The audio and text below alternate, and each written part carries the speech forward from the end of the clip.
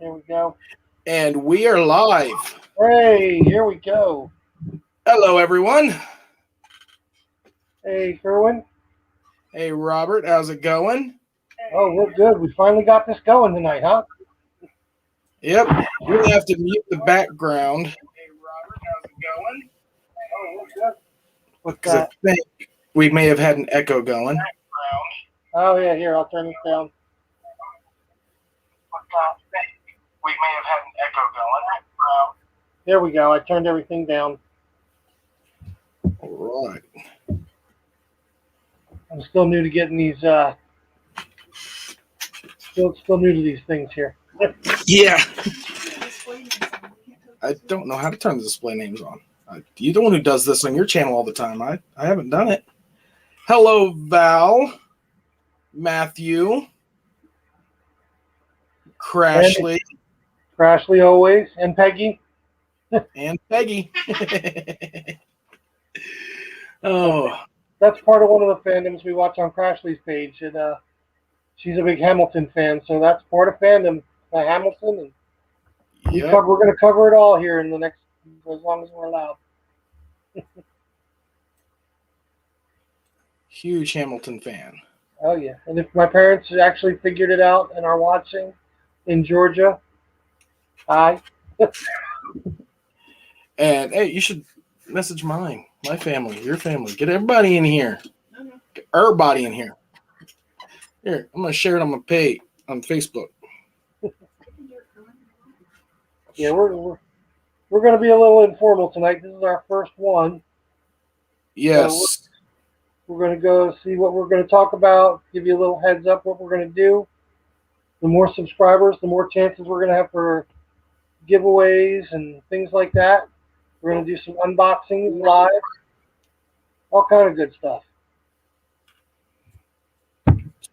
Gonna be a blast. All right, so I couldn't share it, so they're just gonna have to watch replay, whatever. There you go. Give me a minute. So, what kind of videos are we gonna be doing, Robert? I think we're going to do some lives to talk about what's going on with us. I'm going to make we can do some unboxings of things, nerd stuff we get. Like I was telling you, the one store on eBay that I get my nerd products from, because I'm a Star Trek nerd, if you can't tell, with everything going on. The new Discovery Season 3, Season 3 just finished up, and they are in the 32nd century, and they have their new tech and their new comm badges, which I know if you're a nerd like me, a Star Trek geek and everything, you have to have it immediately. You know, you can't wait. So this company, it's on eBay. They're making the 32nd century badges. They have magnetic backing. They got their nice metal alloy. They're nice and heavy. They got some good heft to them. They are definitely worth the price. It was less than $10 to get these, and free shipping from China. I usually don't advertise like a Chinese company. Like, I think, okay, there's so many of them and they're just putting stuff out there. But I'm actually really impressed with this company. I'm going to put the link in the comments or something below when we get a chance. But everything I've gotten from these people, the uniforms, Discovery uniforms, the new Enterprise, like Christopher Pike uniform, the pants. I got a Picard, the leather suede red and black jacket from them. Everything I've gotten from them has been above average. Well fits even for, I'm not a petite fellow. So they even have stuff that cover my size. And definitely want to give them a shout. And if you're online, Bezajoxon, I think it's called. I can't pronounce the way they have it written on there. But I'm going to try and get that set out for them. Let me see if I can. We'll definitely get those links put down below after the live. I got off work late, had to go grocery shopping, so I didn't have a lot of time to type in all the info. Yeah, so if you're in here now, you want to come back and check later, come back, check later. We'll get those links up. If you're watching the replay, hopefully we have them up by the time you're watching this. Definitely. So, Part of my I work auction, so I plan on doing a lot of auction find style videos, like because we get a lot of nerd stuff to go through. We get toys, Star Wars cards, comic books, comic book cards, just all kinds of stuff like that. And it's cool those little finds that, especially in rural areas like where I live, it's like you either go to one of the 2 or 3 comic book stores you've got in a 50-mile radius and hope they might have something, or buy online. And when you're buying used or buying from the seller online, you don't always know the actual quality. I mean, anybody can put any pictures up. They can look up a picture they took when they bought it, and now they're trying to sell it after the kid got a hold of it.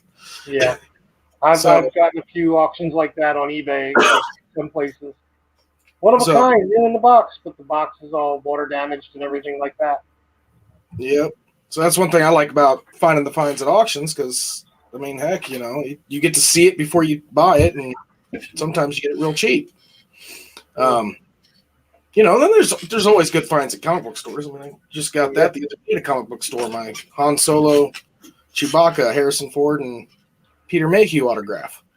Yeah, I saw that one. And when you showed me that, I was like, uh-oh, okay. There's one we got to work on. I couldn't help it. They were celebrating their, anniversary of being open, and went in there to get some deals on comics and check out prices and other stuff, and that was hanging on the wall, and I got to have it. That's the way my comic book store is. I go to one around here with me. He's a friend of mine, Wade. It's called Wade's Comic Madness. He always has collectibles, comic books, vintage comic books.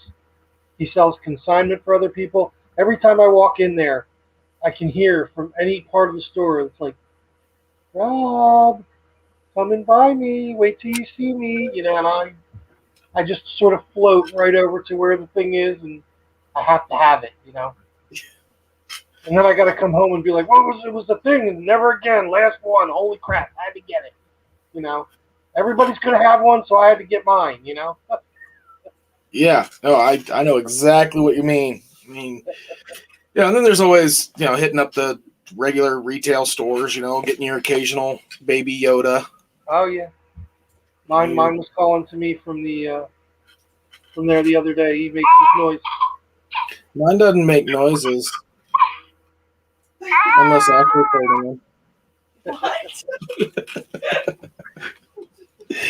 Crashly gets a hold of him and makes noises, but since she hasn't watched Mandalorian, she doesn't know what he sounds like. So. Okay.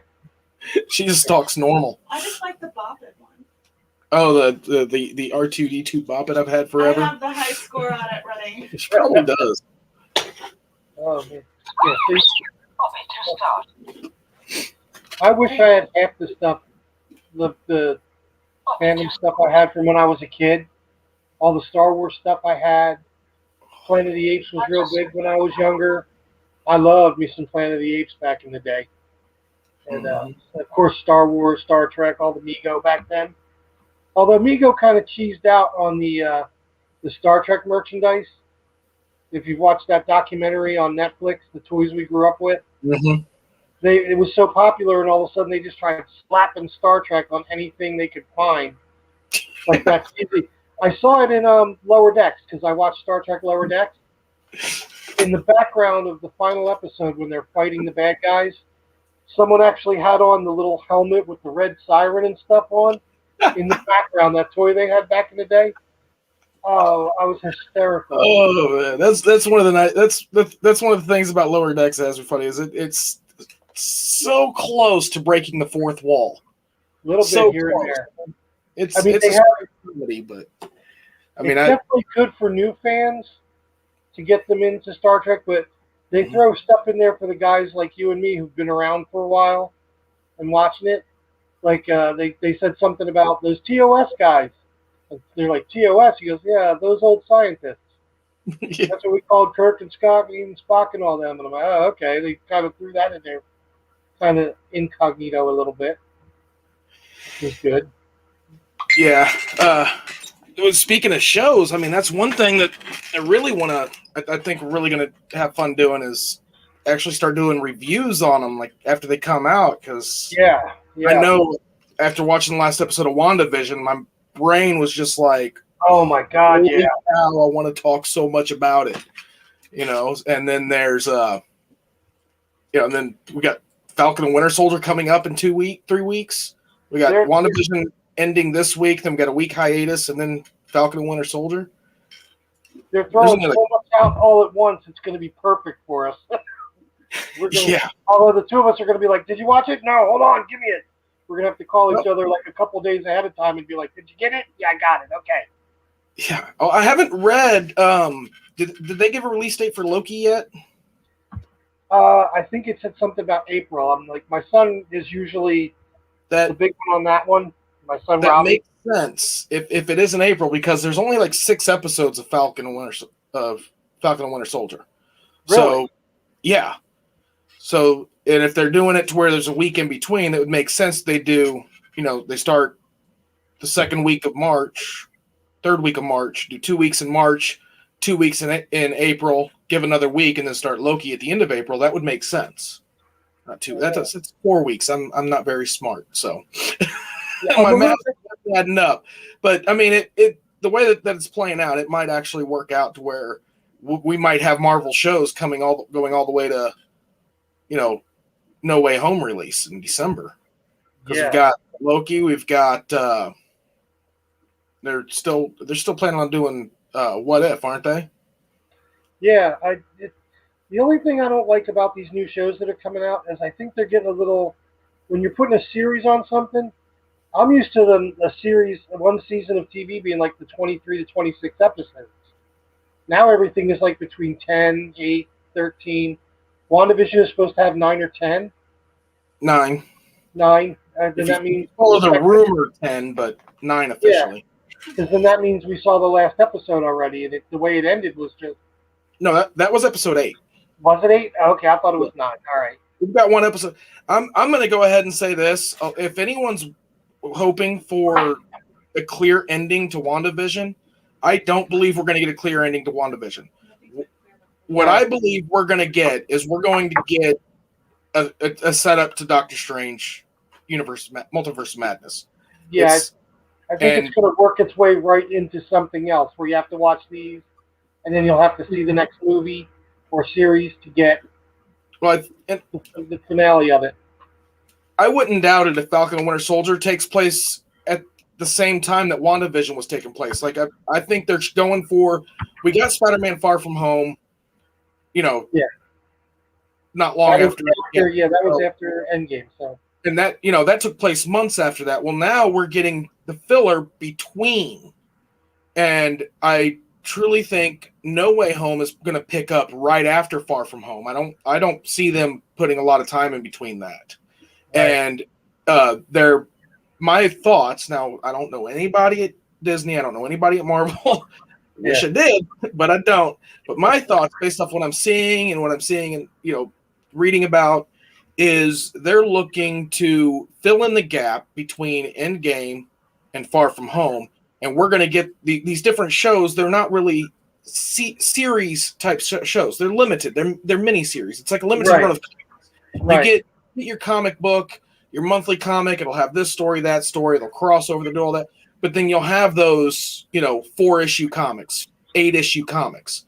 And that's what I see these series as. WandaVision was a 9-issue comic, just like when they did, Vision and the Scarlet Witch. That was only 8 issues, 4 issues. I don't remember. I got it in the other room. I'd have to go grab it and look at them. But, that's what I see these as. Is it's not so much your TV series, but more, instead of giving you two and a half hour long movies, they're going to give you a mini series that will, these shorter episodes, one, to keep you engaged, so when they release their movies, they don't feel like they put people out, but 2, to fill in those gaps, to basically bring the comic book style of storytelling further into the film style of storytelling. Oh, yeah. And I truly think Falcon and Winter Soldier is going to be taking place directly after Endgame. It's going to show what that is. And I think Hawkeye is going to do the same thing. It's what did Hawkeye do afterwards? And I believe it's all going to lead up to No Way Home and then Multiverse of Madness. Well, we got a question from Crashly out there. And it says, I still don't know how Quicksilver exists in WandaVision and X-Men. Is there going to be a crossover? Well, I guess she didn't watch the last WandaVision with you? She did, but Because that's how I feel like Quicksilver was I don't want to give any spoilers out, but if you watch episode 8 now, 7 and 8, you'll get that explanation of how he was there but not in the other thing. why did they choose the X-Men actor versus the Avengers actor? from what Feige said, from what I read, because they could, because it was fun. It was interesting to turn around I and think they're bring hinting someone at from that other one something. and pull it in. Technically, they're all the same Marvel Universe, X-Men and everything, but they're not really linking them all in. Yeah, it's part of. I think what they're going to do is, because of the Multiverse of Madness, they own the other X-Men movies now, Right. because they own Fox. So they're going to still want to sell those. They're still going to want to make money off those. They're still going to want people to stream them. And I think what they're going to do is they're utilizing it as a way to get people to understand that there is this other universe where this other Pietro looks different. And that way, when they introduce the multiverse, they can go, yeah, that's canon in the multiverse. Right. And, Like CW did that with the Arrowverse crossovers. Yes. With all the different Supermen, with the new guy, I forget the new guy's name already, but they had Brandon Routh as Kingdom Come Superman, and basically Tom Weller from Smallville. Mm-hmm. And basically, and the one thing I loved about that one, not to get too far off what we were talking about, because you brought it up, having it to where the Donner Superman became the Kingdom Come Superman. Right. Because I mean, it is, they stated that is the Donnerverse Superman. And that was just really cool to, see that continuation. But I see that as being why they did it. I don't see them making use of a lot of those actors because they want to go their own route. Right. I so wish we could go ahead and talk about WandaVision spoilers, but maybe we should get together this week and go ahead and make that review video. Yeah, do one we can post up later, not really a live, but with a whole lot of messages around it. Spoiler alert! I don't want to give them too many. Because if you saw the end of episode 8, oh my god, the very end of that, the hidden credit scene. Especially if you're a huge comic book fan. So much fanfare. So much fanfare. It's like, and it makes you wonder, they didn't plan it. They've got an idea of where they want to go with something. But they don't know that it's going to hit. They could introduce a character that is huge in the comic book world and it be a dud on screen. Yeah. They can introduce a character that is just a side character, side note, and become huge on screen. So that they've got an idea, but they didn't sit down and go, we're wanting to do this. This is our overall plan forever. And it just makes you wonder, did they actually listen to fans? When so many fans were going, you guys did Wanda wrong. You guys, she is, you made her some psychic dream weaver person. And it's like, it was like, hold on. We're going to give, we're going to give Wanda her due, as well as Vision, instead of Vision only getting a little bit here and a little bit there. I mean, that's they really built up to good looking what could be, if they do it right, a very good finale for that show from the two things they showed. And Crashley keeps asking a lot of good questions about technically couldn't they bring anybody back from another universe, and more of that. Technically, yes, that's what they did in the Arrowverse too, with the Flash, when they kept bringing oh my god, why can't I think of his brain fart? The main scientist who was the Reverse Flash in season 1. Every time Wells. Yeah, when they kept bringing every time something happened to his character, they went to a different universe and brought another one back. Or John Wesley Shipp. Yeah. Being able to still have John Wesley Shipp play a different and he got to play multiple versions of the Flash. You know, he got to reprise his role from the 90s TV series as well as a couple other ones. I mean, and we're going to see that in No Way Home and Spider-Man because they've already cast Doc Ock from Spider-Man 2 from the Raimi's trilogy. They've already cast Lizard from they got William Dafoe as well was cast as Green Goblin too.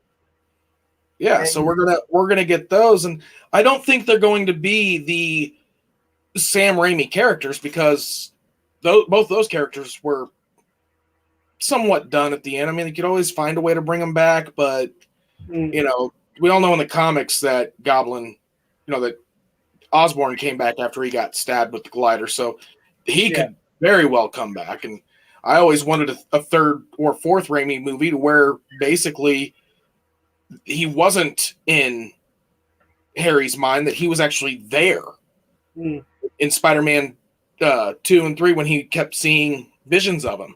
I always wanted it to be that he was actually there. He had come back and worked his way to do it. Iron Man could come back. Yeah. He could come back if Marvel wants to pay enough. Yeah, right. Him and Captain America paying an actor as much as they had to pay him. You get to a point where you gotta. Vision come back since Iron Man from this universe created Vision? Did you not watch WandaVision? He's in WandaVision like every episode. No, I'm just saying, could there be multiple visions with other universes? Yes, there could. Okay. And it's like anybody who's watched the trailer to Morbius. Michael Keaton's reprising his role from Homecoming, you know, and it's not the same universe.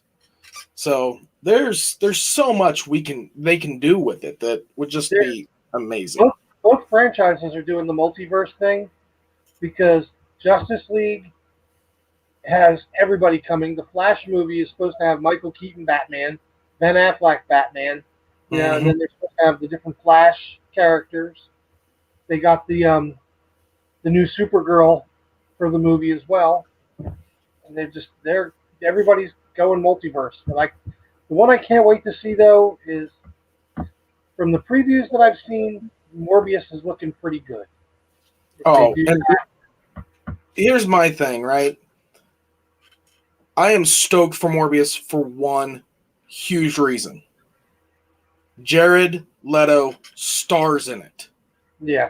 Think about it real quick. Name the last movie that Jared Leto was the star in. Not the co-star. Yeah, right. Not a supporting actor, but starred in.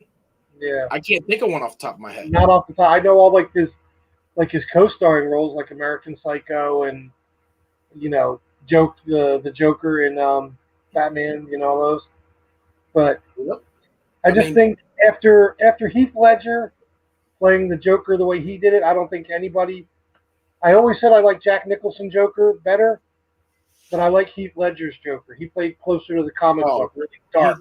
Heath Ledger was amazing as the Joker. I think Leto would have been amazing as the Joker, but he wasn't in control of the character. No. They're not in control of the characters. I mean, Ledger was given some control over his. Yeah. But you could tell just based off everything that was coming out before Suicide Squad and stuff that Jared Leto was not in control of the character. And I think that hurt his performance. But, I mean, the dude can act. The dude's got... I can't wait to see the Snyder Cut because they have more of the Joker in the Snyder Cut that looks like it was really good. So I can't wait to see that. And yeah, I'm waiting because I mean, I like Marvel, but I always lean towards DC more with Batman, Superman, all them. The Marvel universe, the Marvel movies, they just did. You know, I don't think you could have done them any better. Even though the second Thor movie I wasn't crazy about, that one could have, you know, that. Well, they got ups and downs. I mean, it's just like Star Trek movies, Star Wars movies. Yeah. They're all going to have ups and downs, but it's just like comic books and books. I mean, you don't have to like them all to like the overall. I've picked up a comic book, read it, and been like, that was a waste of time. But I still continue reading comics. I still continue reading that title because overall that title was awesome. You get different writers, you get different artists, you get different ideas in it, and it all comes around. And at the same time, that's life. we've all got days and months and even years like 2020 that we would love to delete and not have in our story. Yeah, But right. sometimes things just happen. I mean, and characterizations can be wrong. You can and there's I'm not saying that people aren't justified in being upset about it. You can be upset about it if you got a problem with it and you had high expectations. That's you can. I mean, Right. everyone's got the right to be how they are and like and dislike things, but at the same time, that's life. That's how it has always been on media, any Yeah, type of media. I've collected Superman comics most of my life, and you can tell every time they get the new artist or the new guy in charge of the story or whatever arc they're going to do. Everybody's vision is going to be different of what that character is going to be. They've changed characters' powers. They've taken them away. And even when they changed Superman in the '90s, when they made him after the death of Superman and the rebirth, and they made him the electric character Superman when he was blue and white, Yeah, and then they took off some of that and they made him red and white and blue and white. And the only reason I bought those issues was because to keep the numbers consecutive in my collection. If it was up to me, I would have just been like, no, no, no, no, no. you know. Yeah, I'm not that good at being that faithful because when New 52 came out, I was just like, nope. Yeah, I'm New sorry. 52 and then Rebirth and then it's. I mean, you can definitely tell. I think they're trying to do a lot and they're trying to see what's going to bring more people. Let's try it this way, see what happens. I Mhm. think they're over trying it is what they're doing. They're trying to modernize things that I mean, come on, Superman came out what, right, 1939. Yeah. So I mean, you can modernize it, but how much are you actually going to be able to change? And the other thing is it's all evolved. It's all changed. Yeah, That's a huge part about it is what we see is like the Superman I grew up with and the Batman I grew up with. I grew up with the '80s gritty Batman and the '90s Batman. I grew up like in the comic form and then in the visual media with Burton's Batman. I mean yeah, that was the thing, and a lot of people watch the '60s series. They watch the Adam West Batman, and they're just like, oh man, that's so campy. It's a guilty pleasure. That's nothing like Batman. It was like Batman. That was before Batman became a DC Comics title and he was just in a magazine. He was campy. And when they were making that show, they actually, were getting the comics, the stories from before he got his own title, and then they started releasing that title. So the show was based on a version of Batman that people did know, and that's part to why it was so popular was because it still resonated with audiences that knew the character. Batman's been around. His issue in the comics was the '40s. He started in the '40s in the comic Exactly. book, and I have a DVD I bought. It was actually the 1940s serials of Batman when when he was fighting during World War II. Wildly racist back in the day with the language they used describing Yeah. things. But there's a big disclaimer. It was part of Americana at the time. Whether it was right or not, obviously not. No. It still happened. Like Yeah. I'm not a big fan of Whoopi Goldberg's anymore. Used to be a big fan. She just turned into a cranky old lady to me, but I still like her as Guinan. I still like her stand up. I still like the stuff she does.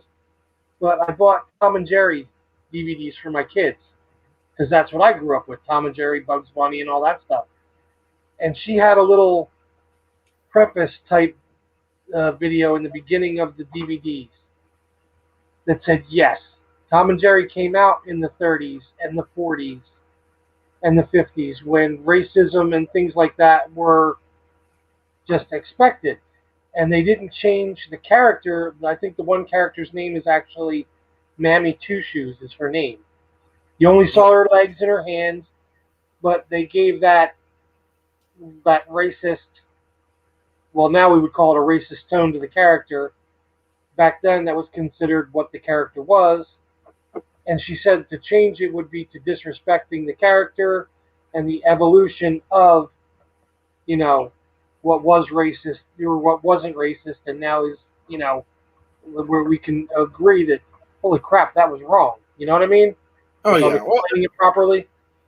yeah, and part of it to me is what when it comes to Americana Yeah. and all history medium like that is a lot of that were stereotypical caricatures.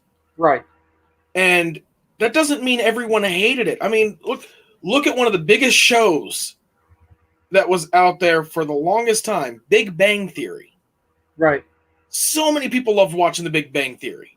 I enjoy watching the Big Bang Theory. Oh, I love it. But oh my gosh, is it such a stereotypical slap in the face to nerdom? Oh my God, it is. I do not know anyone that is into anything that they were into that was as caricatures like they were. It was a huge caricature of nerdom stereotypes. And honestly, I wouldn't be surprised if 20, 30 years from now, some people find it offensive. They might not. But the characters are caricatures of stereotypes of that time. Right. Now, does it age well? Nothing based on stereotypes ages well. Nothing. I think the show will be good for those of us that watched it when it came out, and we're going to be like people that watch Seinfeld today. We're all in the family from back when they were younger. Mm-hmm. And they're going to be like, oh, that's interesting, But Archie Bunker definitely didn't age well, with his characters. But well, Seinfeld's another one. It's in the hit the limelight. People talk about it was a caricature of New Yorkers. Right. I mean, that's what it was. I mean, and events change people. Events change communities. I mean, so it's one of those situations where, yeah, we can watch it and we've got a nostalgia for it, Right. If you were like me and watched, Howard the Duck back when I was, when you're a little kid and it's based off a comic book you've read, Yeah. you're just like, wow, because you're seeing character you read in a book you like on screen and you're not nitpicking the movie. So you can have guilty pleasure when you get older to sit down and watch it and enjoy it. But at the same time, to watch it objectively, not thinking of the nostalgia, you're just like, holy cow, what was this? Yeah, what were they thinking? Val was writing in the comment, she brought up exactly what we were talking about, Trekkies 1 and Trekkies 2. Those movies. And you could not get a bigger stereotype of a Star Trek nerd in Trekkies 1. When they're showing the guy living in the basement and the two guys, well, we had a party and we even had a girl come this year. And, that was what the stereotype was back then. Unlike, I was nerdy, but I still like girls. I still like cars. I played sports, but I liked Star Trek. And it's not like today, you figure Star Trek is 50 years, so back in the 70s and 80s, 40 and 30 years ago, we were nerds and you didn't see a whole lot of women at the conventions. Now, Comic-Con is full of very scantily clad young women who started coming because they thought the characters were cool and strong women, and that's great. And now the jock guys that used to pick on us and beat us up in high school are starting to realize, there's girls there. Maybe I should dress like Wolverine or something and go too, Yeah, and see, I found out a long time ago that's the jock guys watched it then too. They just didn't talk about it. Yeah, they didn't talk about it. I remember the time that happened because, my high school was fun being a nerd. Yeah, we all loved being a nerd growing up in that time frame. Back when being a nerd was not cool. Right. You can't go to school and talk about what happened in Lois and Clark: New Adventures of Superman when everybody's wanting to talk about what happened in Baywatch and Beverly Hills 90210, and you're like, and I was a comic book reading, Star Trek watching, Dungeons and Dragons playing, and then my mom. Halloween day at school. Yay! I get to wear my board costume I made. Right. That was even long before me. I've still done it. I graduated high school in '86, so that was even before The Next Generation came out in '87. But amongst all that, then my mother thought, hey, let's play the viola because he's not getting his butt kicked enough. Like Leonard in The Big Bang Theory. Hey, let's try the cello to add to it. So that's why, I kind of identified with that. But Living in the 90s as a comic book loving, Star Trek watching clarinet player. there you go. So we kind I of go with graduated in 2000, so. it. But And no, Vegas. it was funny because I remembered, still have memories of certain people that told me certain things. And what had me busting up was J.J. Abrams' Star Trek movie comes out. Yeah. And I enjoyed it. It wasn't your classic Trek, but at the same time, watch Next Generation and then watch the original series. They're different. Yeah. Watch Enterprise and watch them. They're different. They don't have to be the same. The only thing I have with that is J.J. Abrams even said, I really didn't know anything about Star Trek, and why would you take that project? He changed characters. He did things that just, I could see making it flashy. There's a lot of stuff he didn't have to do, like Spock Yeah. dating Uhura. You know, Well, there's a lot of stuff he did. he And had wait, Jen, hi Jen, you're in here too. Not to forget, not to cut you off. And Jen wants hey, to know, man. Jen in DP Addiction Adventures wants to know, why can't we have a convention with scantily clad guys? Well, they are. They're following the scantily clad women around the Comic Con. When you have a guy in a loincloth looking like Conan, and then all of us in our Star Trek costumes going, he ain't that dude. Hey, Rob, Yeah. keep an eye on Jen's chat Yeah. because we're gonna hold her to that when we hit 1,000 subscribers. Uh-oh. She's gonna come to a convention as a scantily clad guy? No, her chat right there. Oh, wait a minute, what did I miss? Super chat for $1 million? Oh yeah, there you go. And this is being recorded, Jen, so know. It's there. And just so you know, Jen, Santa is always watching. But no, back to what I was saying about Abrams' Star Trek is when it came out, I'm on my Facebook feed, and sure enough, there's that person throwing a fit about the movie and how it's nothing like the old series and this and that. Oh man, the satisfaction I got jumping on that one. Like, what do you mean? You telling me that? It was fun, but I mean, I get along with people I went to high school with. Kids can be mean, and if you're a kid in high school and you're going through some tough times, it passes. There are still people out there that they never mature, and guess what? You ain't got to be stuck in a building with them anymore. No. That's what I always said to people. I said, I got my butt kicked on a regular basis, but we were kids. We were dumb kids. Mm-hmm. It was rough then. I didn't like it. I didn't want to go to school. I wanted to study and get out of there. But yeah, there's people I talk to today that used to, granted, I don't really go to my high school reunions, even though I probably should go to one or two, because if I haven't, I've been out of school. My next reunion coming up is 35 years for me. If I haven't talked to you in 35 years, chances are I really don't want to talk to you. But it does get better. I mean, I played sports in high school. I played baseball. Didn't play football. I went to a couple practices, got hit really hard by someone who was really serious. That's enough of that noise for me. I'm going back to science class. I didn't want it bad enough.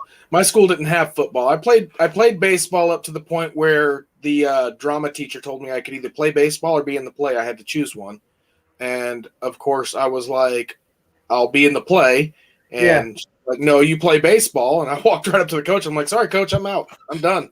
I'm gonna be in the play. And he looked at me like, what? Why? And I'm like, because she said I had to quit baseball.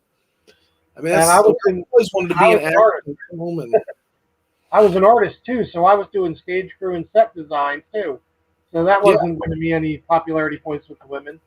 Oh, and just because I saw something in the chat a minute ago, being an artist and doing things, fandom even covers diamond painting fandom, like Val and Jen are going to be doing in April, but the diamond paintings with the Doctor Who, the Dragons, Game of Thrones, Star Wars, Star Trek diamond paintings, which kind of like me saying, someone saying Star Wars in Crashly's chats. I heard something about so now you got to tell Crashly or Jen they got to give you $5 since they can't super chat us here. I saw that. Diamond painting sitting outside. Crasher laughs at me when we go to the store, and I see a nerd diamond painting on sale. I'm, checking it out, seeing if I really want to spend the money for it. Stuff like that. Oh yeah, and I know, and I can sit here and say it to you, and I say how these things call to us in the stores, and I know how Val feels on Saturday because the one email comes to me for some reason. Her diamond painting stuff comes to me. The previews for the new release stuff. We all know the previews for the new release stuff. Oh God, she's like, "Did you get that email yet?" I'm like, "What email? I didn't see no email." And then I know she's looking because she's like, "Fine, I'll wait 10 minutes, and then I'll look at it myself."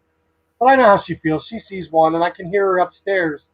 Oh, oh, look at that. That's gonna sound. You can hear all the stuff coming, and I'm like, "That's just nuts up there, all like crazy." And then I'm on eBay going, "Ooh, Wrath of Khan, Captain Kirk, holy crap!" And I'm saying the same thing. That's what I said to you the other day. She's looking up diamond paintings, looking up these miniature doll houses, and wanting to get yarn and stuff. And I'm just sitting back going, Yep. Robert got me a ship that I bid and won on a site where I could subscribe to get starships Every month. Yeah.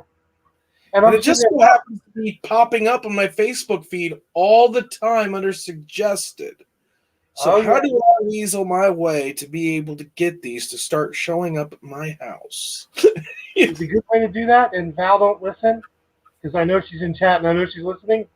I get Val BoxyCharm, which is like a makeup subscription box. There's girly stuff, there's crafter boxes, and there's makeup boxes. So I'm like, well, BoxyCharm, and I want Star Trek, Whatever. She's upstairs talking about crafting and what she wants to get, and she needs this for this. I'm thinking, that's just terrible. What do we need all that extra crap for? And I'm sitting there like this going, Well, like Crashly fool you, she would hide the packages. I'd be going, did that ever come in? No, you never got it. I canceled that subscription. Oh, I got, talking about Marvel, I got the spider senses are tingling because I leave for work, like before the mailman gets here sometimes. And I'll be sitting at work and I'm doing my thing, and all of a sudden I'll just go, I think my package came. And then I tell the kids, quick, check the mail before Mom gets out there. Yeah, although my youngest is, Mom's informant. That's all you hear. Even if I'm trying, you don't even know. Val will even know about what I order, and we talk about it. But all of a sudden, my youngest Matthew will come in. Hey, Dad, you got a package. Real loud, right across there. Everybody hears it in the house. You got a package. Dang it. Yeah. I'm like, oh, Yeah, Rob, my oldest son put one aside for me, like just kind of got it and put it aside just in case. And all of a sudden, I walk in the door from work. Matthew runs over, grabs it, and says, "Oh, here, Dad, we put this aside for you." We hit this. Yeah. So maybe now that we got a channel, Yeah. We need to do stuff for our channel. We need to do stuff for our fans. Yes, we do. We need to do stuff for our fandom. So, right. Perhaps I do need to start a subscription and get ships that you don't get. Because you get to choose what you get, don't you? You can choose. You can, like, I got the Discovery ones first. Yeah. And I called because some of the ships, like, I'm a Klingon fan. I belong to the Imperial Klingon Forces and Starfleet International, and I go to the conventions, and I am a Klingon. And I did not like these Klingon ships at all. I mean, their bird of prey was a little two-man fighter. So I called them up. I'm like, she's like, well, we got this coming next month. I'm like, nah, I don't want that one. And they just kept, okay, well, how about this, this, this? And then they just started sending me the regular Star Trek ships. Like I got the Defiant, Voyager, Enterprise A, B, C, the NX-01 like my hat. Although the one I got that I really love, and that's going to be one of the unboxings I do for the channel, is Discovery Season 2's Enterprise. If you can see that. See, I could be unboxing these ships too, so I've got to start getting them. And just like that guy on eBay, if we mention these people, he sent us free stuff. Now, I'm not asking for free stuff by any means, but if somebody wants us to review something, if you want to send us something to review, we'll review it. We have no problem reviewing anything. And if you want us to review something, let us know. We'll look and see about what we can do to get it to show you. Because I mean, Right. that's the main thing, is for us to be able to chill and talk. I know we're not talking about chat a lot right now, and Right. when you see chat, you'll understand we know all these people firsthand. They hear us talk about it all the time, and they're basically trolling us is what they're doing. Right. And it's our first live. We're trying to talk to you guys, chat back and forth. And, you know, they're in there talking about, you know, diamond paintings and stuff. So, Yeah. But overall, it's just, oh, I'm so excited. Oh, my son even gave a little suggestion that we can go, if people want to see the Lego things, we can go to the store, buy the Star Trek or Star Wars Lego products, unboxing and like a build while we're talking to see how the thing comes up and how it comes out.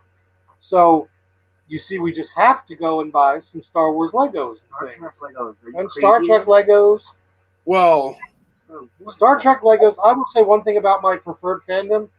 They are expensive, man. they're both expensive. Yeah, so I'm sitting there going, I could probably swing, you know, $10 a month subscription, but to go to Target or something and, you know, drop $80, $120 on a Star Wars Lego. The Starships subscription, $25 a month.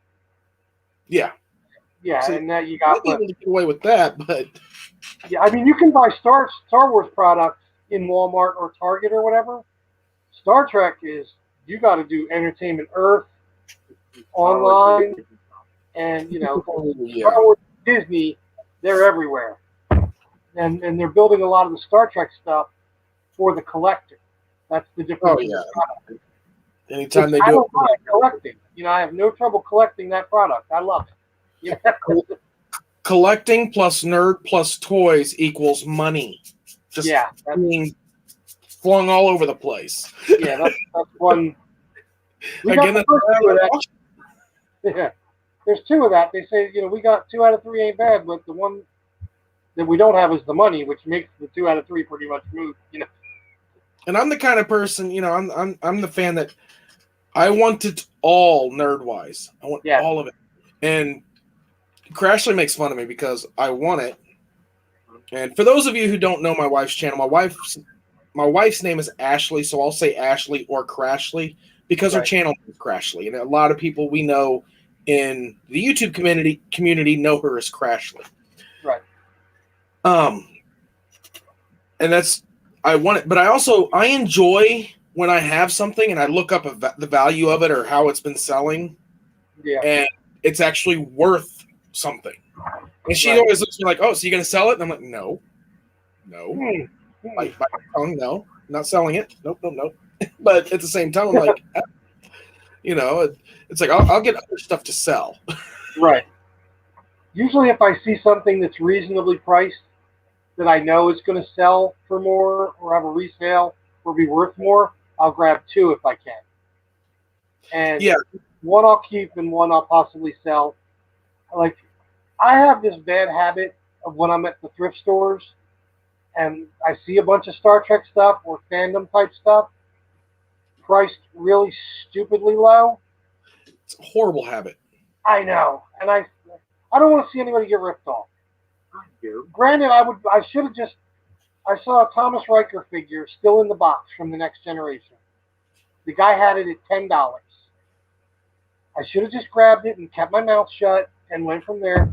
But the guy was just selling stuff that he got from somewhere, and that little booth in the thrift store was his thing. You know, that's where his income was coming from. So I happened to pull what it was actually worth up online and showed him. You know, and he thanked me and that kind of thing, and I got a couple comic books out of him for, you know, he kind of threw my way, but I went back the next week and he had it listed at the exact price it should have been, which I'm still kicking myself in the butt for. Yeah. Like the Enterprise D we were talking about, that one, I did go back and get it, and it was still the $15 that I paid for it. I liked it. Well, it's like the Rancor. My Yeah, Rancor toy. I'm like, I was at Goodwill, and I'm like, it's there for $9, and the sticker was half off, and I'm like, so it was only like $4.50. I pull it up on my phone. I'm like, $100. Yeah, I'm buying it. Not gonna say a word. I'm just gonna grab it and go. There's one of the like I said, one of the thrift stores I go to. They have a whole section of just Star Wars, like things still in the box, things out of the boxes, and they have a Rancor there, and they got it at $75 right now. It's not quite the 100, but I'm still sitting there like, Well, but is that one in the box, or because mine wasn't in the box, and mine doesn't have all the stuff with it? Yeah, this is in the box. I search through their little loose box every now and then to see what I can find in there. I haven't found one yet. Hey, Crashly, I messaged you. Leia wants out of the room. Yes, one of our cats' names is Leia. The other one's name is Luke.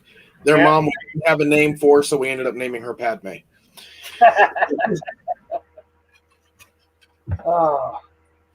Yeah, we like that's the good thing about this channel that we're going to do. We can cover Star Wars, Star Trek, Doctor Who, Highlander. My son, because of me, is also a huge Ultraman fan. So I got him the comic books. They have a new comic book out. Marvel is doing it, of Ultraman once a month. Huh. They changed it around a little bit. Hayaka and all them they changed the characters a bit to update it, I guess, or whatever they're doing. But we're going to cover everything we can cover. And there's things, and there's things Pizza's into that I wasn't that much into. Like I wasn't into Ultraman and right. What was the other Power Rangers? I was never into Power Rangers. I wasn't huge into those, but and there's things I like. I'm sure he wasn't a fan of. Like I like a lot of the newer stuff. I've talking to Robert in the past. He's not a fan of remakes. He's not a fan of remakes. He's not a fan of certain reboots. Just tap my backside so hard you don't know. And I love remakes and reboots. I love fresh takes on it.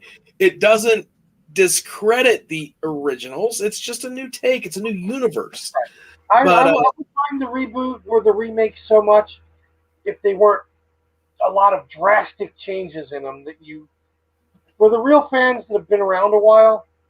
Granted, the JJ Verse one was action-packed and there was a lot to it. And yeah, it brought new fans in. But it was drastic changes that I didn't like. I like the movie. I own them all on DVD and I'll watch them here and there.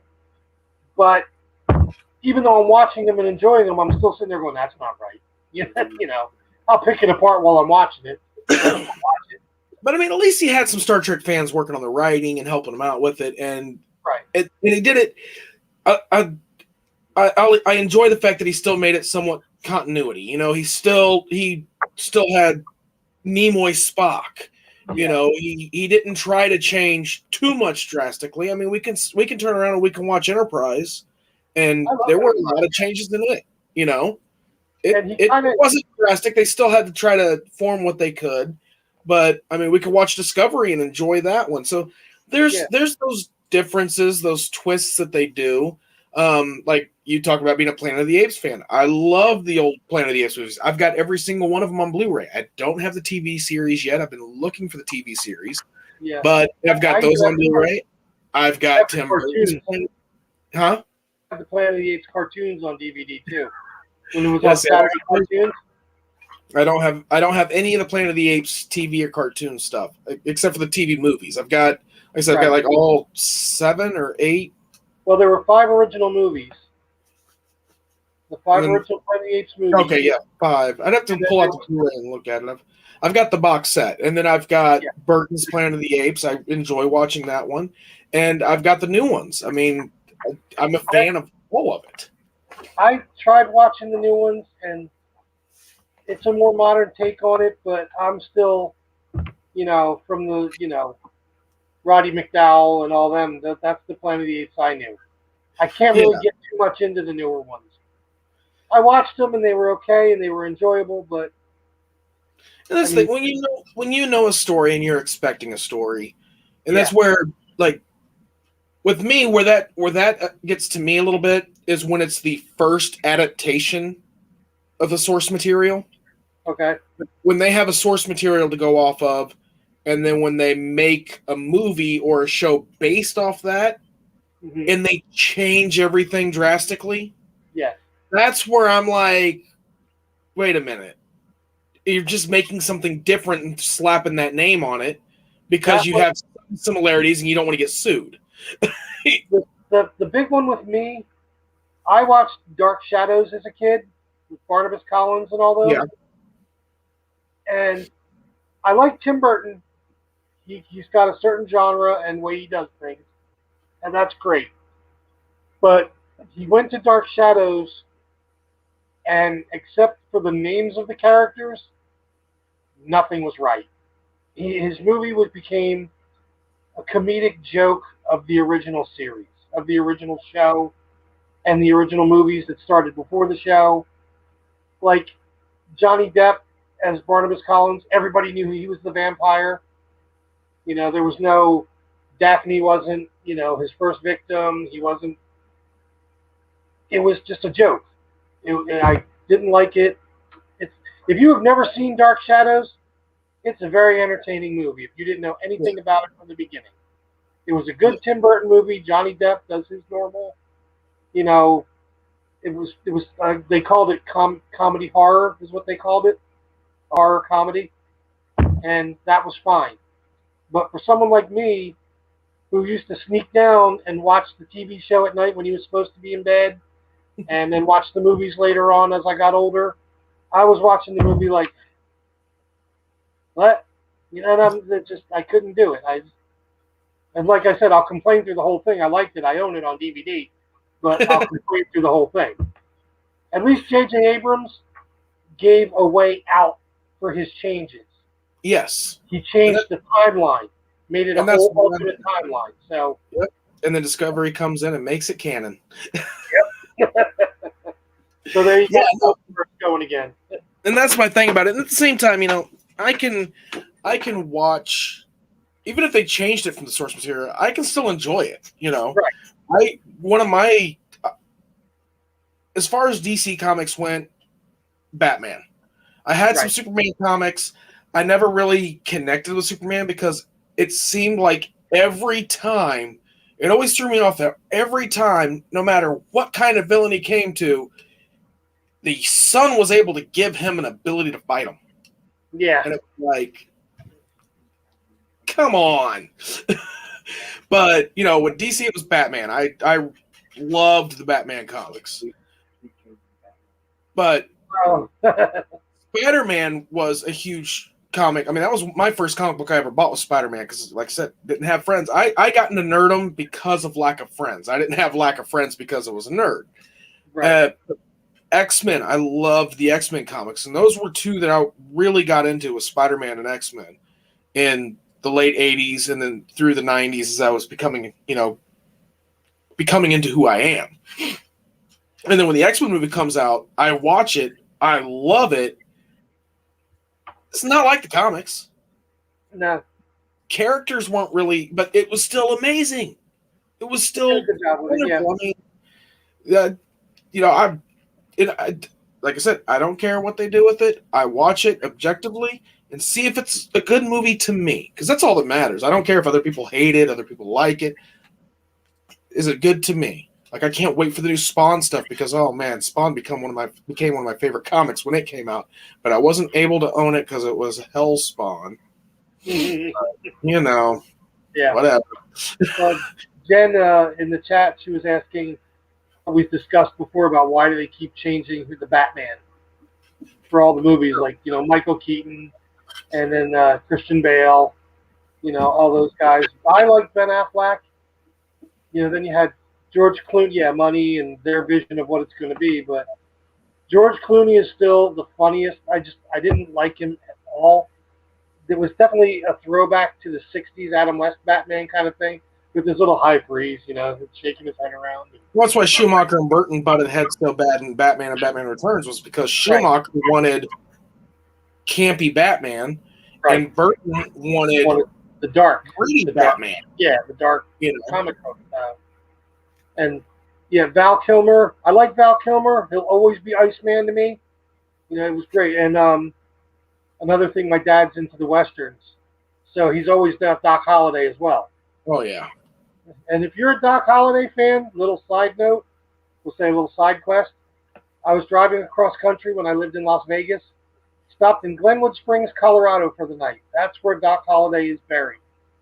The real Doc Holliday. And after trudging a mile and a half up a mountain to where Pioneer Cemetery is, at the top of the mountain, you get to his grave. From what you can see of the grave because you're hyperventilating and trying to breathe and everything else, you read the tombstone, and because of the weather on the day of his funeral raining, he might not be buried in that site. He still might be at the bottom of the hill because they couldn't get the hearse up the muddy trail up to the cemetery. So they buried people down the bottom until the season changed or whatever. So no one knows if they ever moved Doc Holliday. He could be in somebody's backyard right now, at the bottom of the mountain. I'm thinking, I was like, shit, I could have just stood around at the bottom of the mountain looking around going, hey, Doc, and that would have been great. But no, I trudged my fat butt all the way up the mountain to see this, to get a picture of it for my dad. Hey, look, Doc Holliday's grave. Why is it blurry? Because I couldn't see straight. I couldn't breathe by the time I got up there. And people ask, why so many different Batmans? And like Crashly said in there, she hates how they keep bringing in new Batmans. Right. Keaton, obviously Adam West wasn't going to play Batman when they made the movies. Right. In the late 80s. He'll always Keaton be was the original crack, And Keaton was Batman because of Burton. Like, he hated the suit. He loved playing the character, being the character, but he hated playing the character. Right. And when Burton was departed from the third movie, Keaton wasn't going to do it for anybody else, especially Schumacher, because I remember reading at the time how he had so many problems with Schumacher, with Joel Schumacher on it. And so that in turn got him to cast Val Kilmer. Well, you had Batman and Batman Returns with Keaton. Right. So you've got this new Batman movie coming out, and it's not Michael Keaton. So, and this was before social media. This was before everybody could be, toxic fandom, but they still found a way. And the studio, you mixed in the fact that it wasn't Michael Keaton, and then you mixed in the campiness, holy rusted metal Batman that Joel Schumacher did. Yeah. All the extra neon and campiness and everything that he threw in there. And do you like how I threw that line in there from the movie? Yeah. Holy rusted metal Batman. And they even had Val Kilmer go, what? Yeah. What? It's metal with holes and it's rusted. Yeah.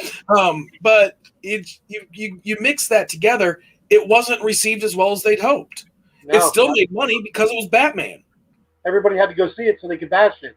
And that's one thing a lot of people understand is just because a movie makes a bunch of money doesn't mean it's liked. Right. It means people liked the one that came out before, or they liked the source material that it's based on. And then they went to the very far extreme with campy was, Batman and Robin. So they thought people loved it at first because it made so much money, but then they kept getting feedback that people didn't like it. Well, it's not Batman. It's not Michael Keaton. It was Val Kilmer. So they go, well, who can we get to play Batman?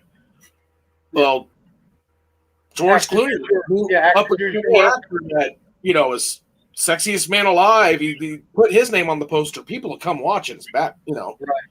And they changed characters. They did. And they even changed Robin. They had him dressed like Nightwing. The Red Robin, Nightwing, was his suit. It wasn't even Robin. Yeah. They had becomes Nightwing. I mean, so there's little things in there, but the biggest one was Batgirl. Yeah, Alfred. Why can't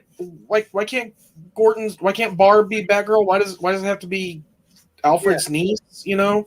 It's just it didn't work at all. And it flopped. Bane was a sidekick, not a main character. He wasn't a main villain. He was a sidekick. It flopped because one, everyone knew it was going to be a disaster, and two, it was a sequel to a Batman movie that was basically a disaster. So at Right. that point, Batman was done, and it wasn't until Christopher Nolan came in Yeah. and decided to redo it, and so many people were worried. So many people didn't know.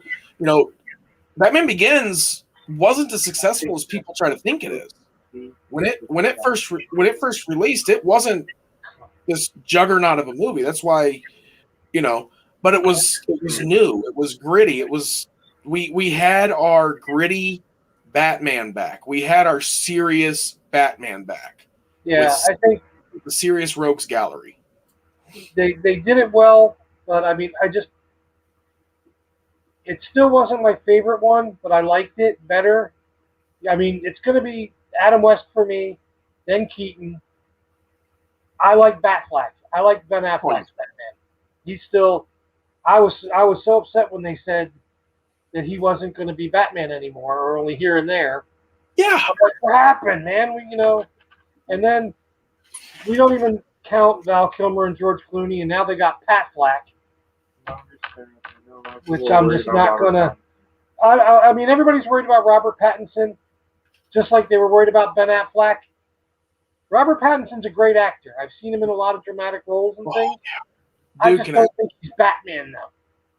They have him looking like this gothic, an edgy goth kid Batman. You know what I mean? That's what they from the previews. Well, I will give him the time of day because some recent movies I've seen him in, and I'm sorry. I'm going to give it. And at the same time, Michael Keaton wasn't. Everybody was like, "What?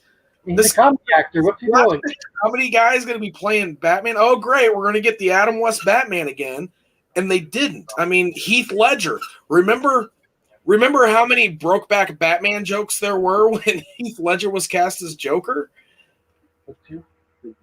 Oh, yeah, they did. With all the stuff with him, I mean, I've seen him in his movies, like you said. He is a great actor. Everything Harry Potter, he didn't really get a good chance, but I've seen him in a lot of other movies.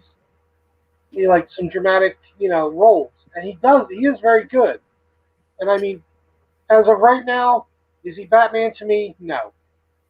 After I see the movie, he could prove me wrong, and I'll be the first one to be here on the next live after the movie to say I was wrong. You know what I mean? And I still like Ben Affleck. I think he's an underrated actor too. He's very good too. I would say out of all the actors that have played Batman, if you're going to compare them to comic book Batman, Ben Affleck was the closest. Yeah. My favorite's Michael Keaton. Yeah. And again, biased, I'm nostalgic to Michael Keaton, just like Adam West is your favorite. You're nostalgic to Adam West. Right. But Kilmer was okay. Despised Clooney as Batman, and I'm sorry, Clooney, but I know you're not watching this. I have to apologize to you, but it was Joel Schumacher's fault. Yeah. I like Clooney in ER. I loved watching him in ER. Oh Brother, Where Art Thou? Or he was in a few movies. Funny, loved it. But he was not Batman. I don't think he really put the effort. He was Bruce Wayne. He was Bruce Wayne. He wasn't Batman. We had Bruce Wayne. He didn't have Batman, and that's one thing I loved about Keaton is Keaton had Bruce Wayne and Batman. Like he had that Joker style, but he was still torn. He was still hurting. Right. He was still awkward. And that was you got a lot of people have to keep in mind. Batman the Animated Series hadn't come out yet.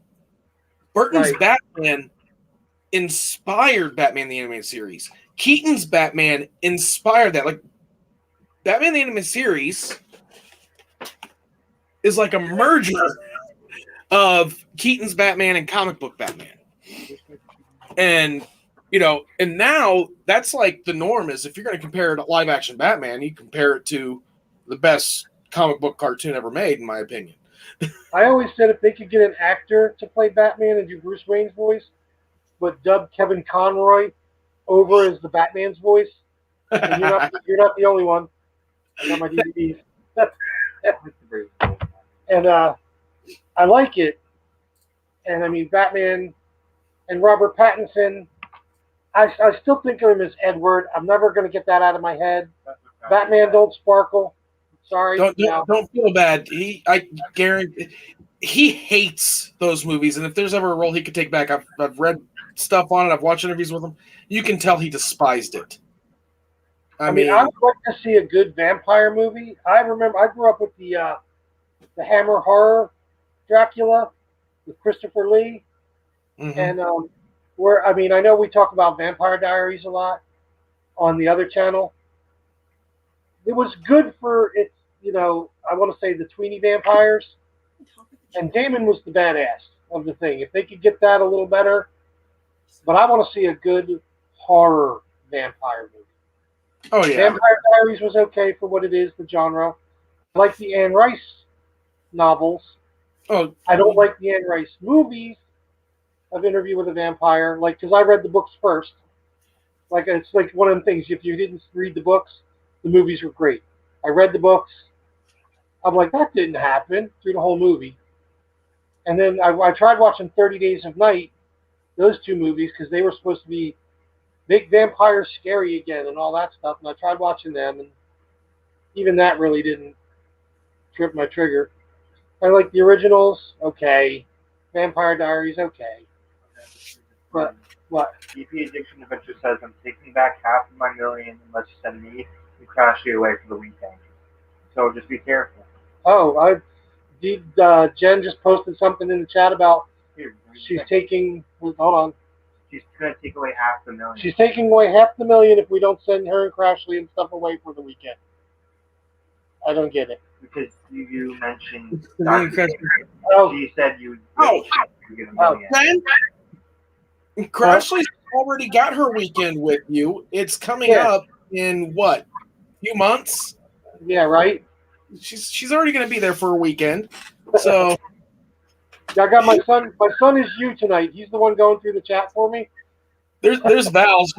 Val's sitting there going, "Oh, you guys have the retreat." Yeah, Crash has already come in here, being like, "You gonna talk with the chat? This isn't live. You need to talk with the chat." We're trying to look through the chat too, but we get the one thing about nerds our age is we've seen a lot of the fandom. I mean, granted, I'm probably 10, 12 years older than you. Because I mean, I'll be 53 this year in September. I'll be pushing. I'll be 39 in May. So yeah. See, so granted, all this doesn't look my age.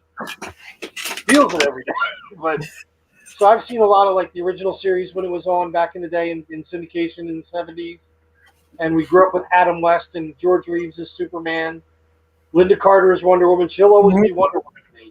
Yeah, see, I grew up with all those too because we didn't have all these other shows, and that's right. That nerdum. I mean, Saturday nights was the night I got to stay up late and watch Star Trek.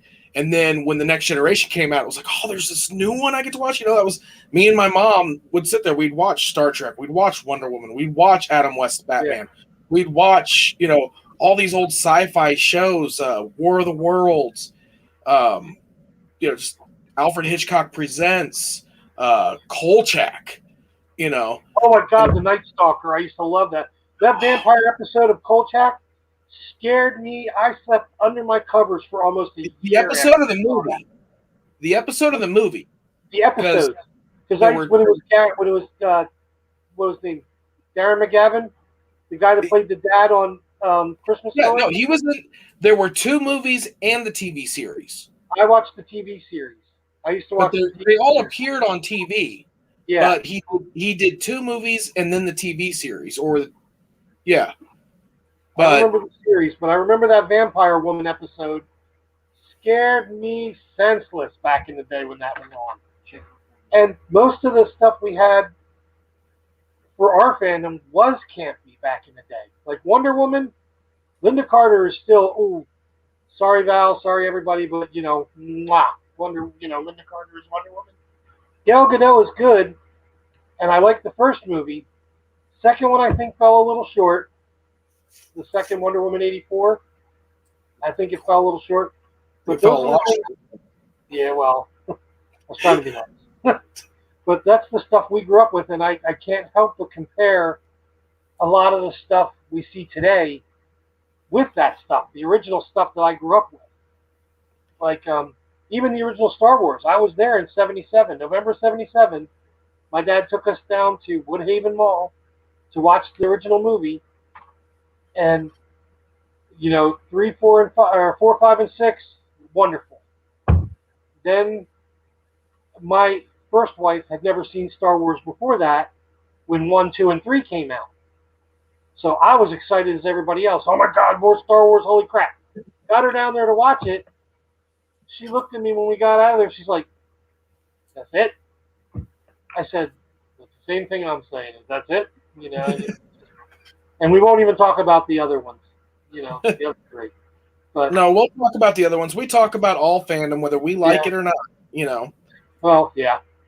And I enjoy all the Star Wars movies. I'd say if I were to put a bottom of the list and top of the list, Yeah.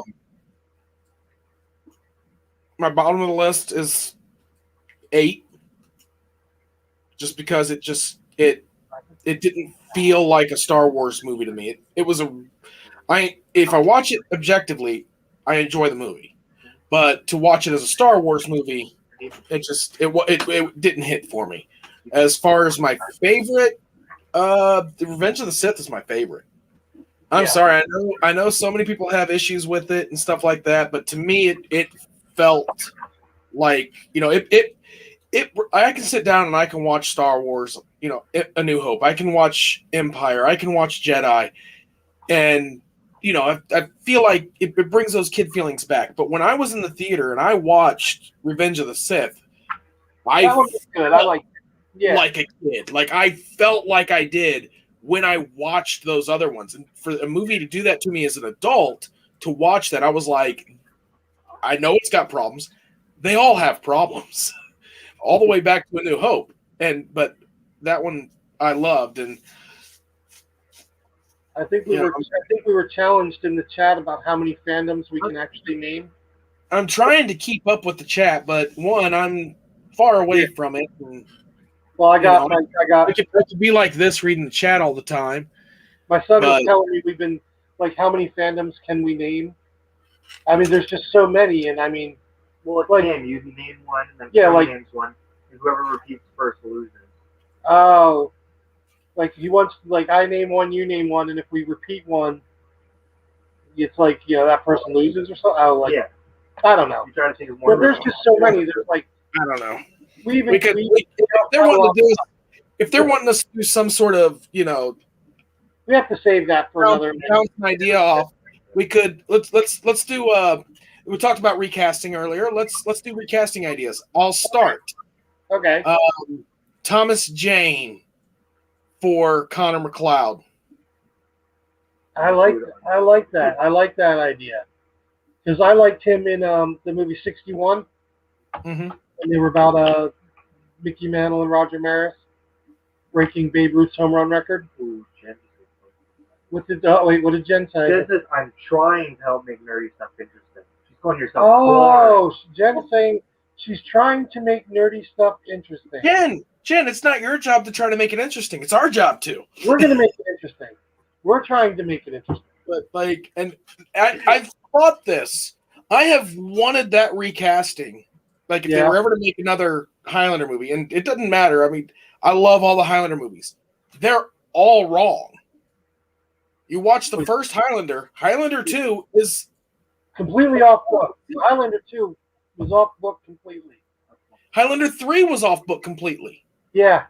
Highlander 4. Like the only movie that would have been a great sequel would have been Highlander 4, Highlander Endgame as a prequel.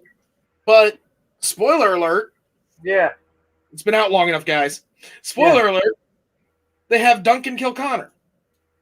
If it would have been the other way around, and it would have been like, okay, that because that was like the first Highlander movie was epic, and then Highlander 2 was like, okay, and then they came out with the Renegade version, which made it better, but still, I mean, it's the only thing that's really could be considered a true sequel to it at any cost. Highlander 3, Final Dimension, it's like, oh yeah, the quickening happened. But since these 3 immortals were stuck in a cave, they were able to come back out as immortals. Like, what? Yeah, it did. No. That's my son Matthew's. That's his franchise. Is Highlander. But Here he came, just running down the stairs. That's But his movie. We I had enjoy even Highlander the Source, Yeah. where they complete and totally went off script and was like, you know what? It's not that there's only one for the quickening. No, there can only be one that can reproduce. What? How's that? There you go. There's McLeod on Hi, it. the cloud of the cloud. Oh wait, and we got him the dragon head katana too. Ah, Shoot on those Duncan and Connor. Yeah, but he's This is Duncan. see, that's what I mean. He knows the whole thing. There was Duncan's dragon head katana, and Mhm. Connor had a different one. Connor had the one from Ramirez. And yes. yeah, there was another one. Yeah, I love one. movies. If I I had love. to say Thomas Jane, I would say would be a better Constantine.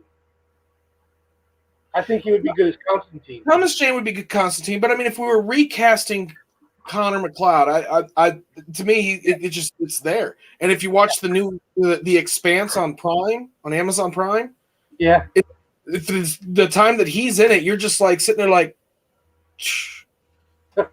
cast him, please. All right, so you throw one out there. Let's. the only one I keep saying is I go back to with I don't like Henry Cavill's a good Superman. He's okay. But I would want to recast him back to Brandon Routh. I would want to go back to Brandon Routh. He reminded me, he was the closest thing to Christopher Reeves that I've seen. The similarities were just, like I watched the documentary with Superman Returns. They were the same age when they started, same height, same, it was like he was made to do it. And then because the movie writing was just awful for Superman Returns, they made Superman a whiny little bitch, if I can say that online. But Kevin Spacey was okay as Lex Luthor, but I have to say, I like the Arrowverse Lex Luthor, John Cryer. I've always liked Ducky as Lex Luthor. I can't help it. But if we're recasting back, I'd like to see Brandon Routh go back to Superman. Yeah, I haven't really put a lot of thought into who I would like to see play Superman. I mean, Brandon Routh, and if you're using Reeves as a benchmark, yeah, he's right there. I mean, the guy they got playing him in the Arrowverse, especially with the new show Superman and Lois. Yeah, I watched that first episode. I watched that pilot. I liked it. I was so worried because we've only seen a little bit of him throughout Supergirl and the crossovers, right? But he had it down. Like that scene at the Daily Planet had me. I was like, "Am I watching Donner Superman for a second?" It was like, wow. I was weary about it, but no. The only thing I was weary about with him was the suit, that cheesy suit they had in Supergirl for him to wear. Oh yeah, with the clips and the thing. They did it a lot better. I watched that pilot and I loved it. I have to say, I really liked it. We won't put any spoilers. Maybe we'll review that a little more next time. But yeah, there's a guy. I've been watching lately. He's a bodybuilder, and I watch one of his YouTube channels too. He's got a fitness channel with his wife, Dana Lynn Bailey. She was the Miss Universe, but her husband's on there, and he's a big bodybuilder too. I'm not sure if he's into the acting or anything yet or not. I know they do a lot of fitness and stuff like that, but his name is Robert Bailey. Okay. I'd like to see him do Conan again. I like Jason Momoa as Conan, but he's Aquaman now, and that's it. But Robert Bailey's got the Conan look to him. He's bigger than Momoa was. He's got the proportions of Schwarzenegger. And like if you watch Heavy Metal and the comic books of Conan, he's got that look. Yeah. Val threw in there, Brandon Routh was on The Rookie lately. And he plays a good cop, bad cop thing. No, he plays a really good bad cop. Oh, he plays a really good bad cop. Okay, I get it. I could see that. Ralph's got some acting chops. He does. Yeah. Although, what was that one movie he did the supernatural detective or whatever he was, where he was chasing the vampires around. Dylan Dog. Huh? Dylan Dog. Yeah. That was a funny movie. I got a kick out of it, but I have to say, yeah. All right, who else? What Uh, man, I'm on the spot now, and I started this game. Hmm.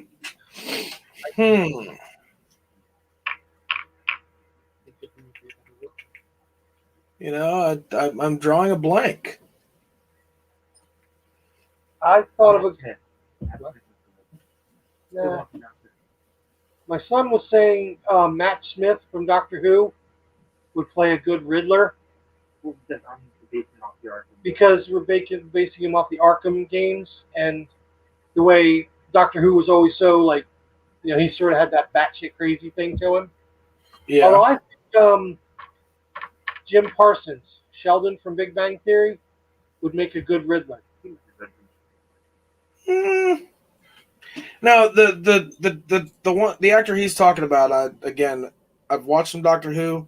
My oldest daughter is obsessed with it, and I'm not the greatest with names. Is the actor you're talking about? Is that the one that was in Harry Potter and Jessica Jones? No, that's David Tennant. David Tennant. Yeah, he's I in a can lot see of him stuff. playing. Matt Smith was in Terminator. I want to say Genesis. He was in Terminator Genesis. He played the Sky. He played. Oh my God! Why can't I think of it? He was Skynet. Yeah, he was Skynet. He played the Skynet villain thing at the end when the computer became human-esque. He became solid in the physical form. Did you see that one at the end? Genesis. That was the one. It was the one where it was. I own it, but that was the one with where that was supposed to be like the reboot type thing where they were going to do a sequel or a trilogy and they didn't. It was the one where he went. It was still Reese going back in time to save Sarah. Yeah. But Sarah already knew what was going on. Yeah, it had the lady who played Daenerys Targaryen as Sarah Connor. Yeah, I thought I don't remember Skynet taking. At the very end, after they killed John Connor, after they killed his body, the computer took over and came out and became physical. Matt Smith. Okay, yeah, Him. I just have to. I'd have to watch it again. Yeah, I know what you're talking about. I was like, I could have swore John Connor became the villain in that. Your mom's watching. Val, what else was Matt Smith in? He's been in.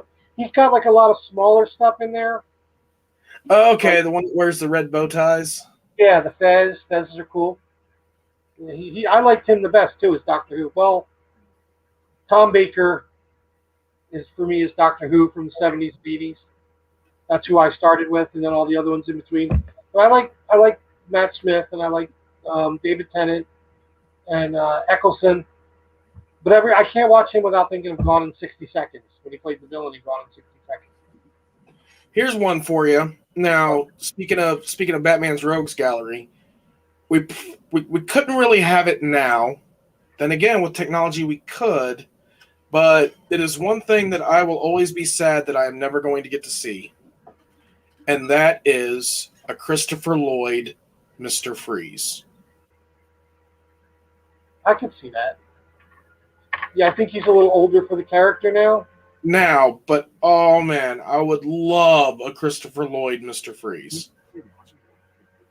Yeah, I could see that. If Christopher Lloyd in anything is really good like that. Oh yeah, I mean you and it's funny to watch him in stuff in the same era that he's so different. And like you watch Back to the Future and then watch Star Trek 3. Yeah. And you're like, whoa.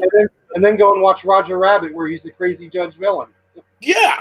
Like I mean you somewhat see that from Back to the Future, but you just don't see, Doc Brown being the evil Klingon.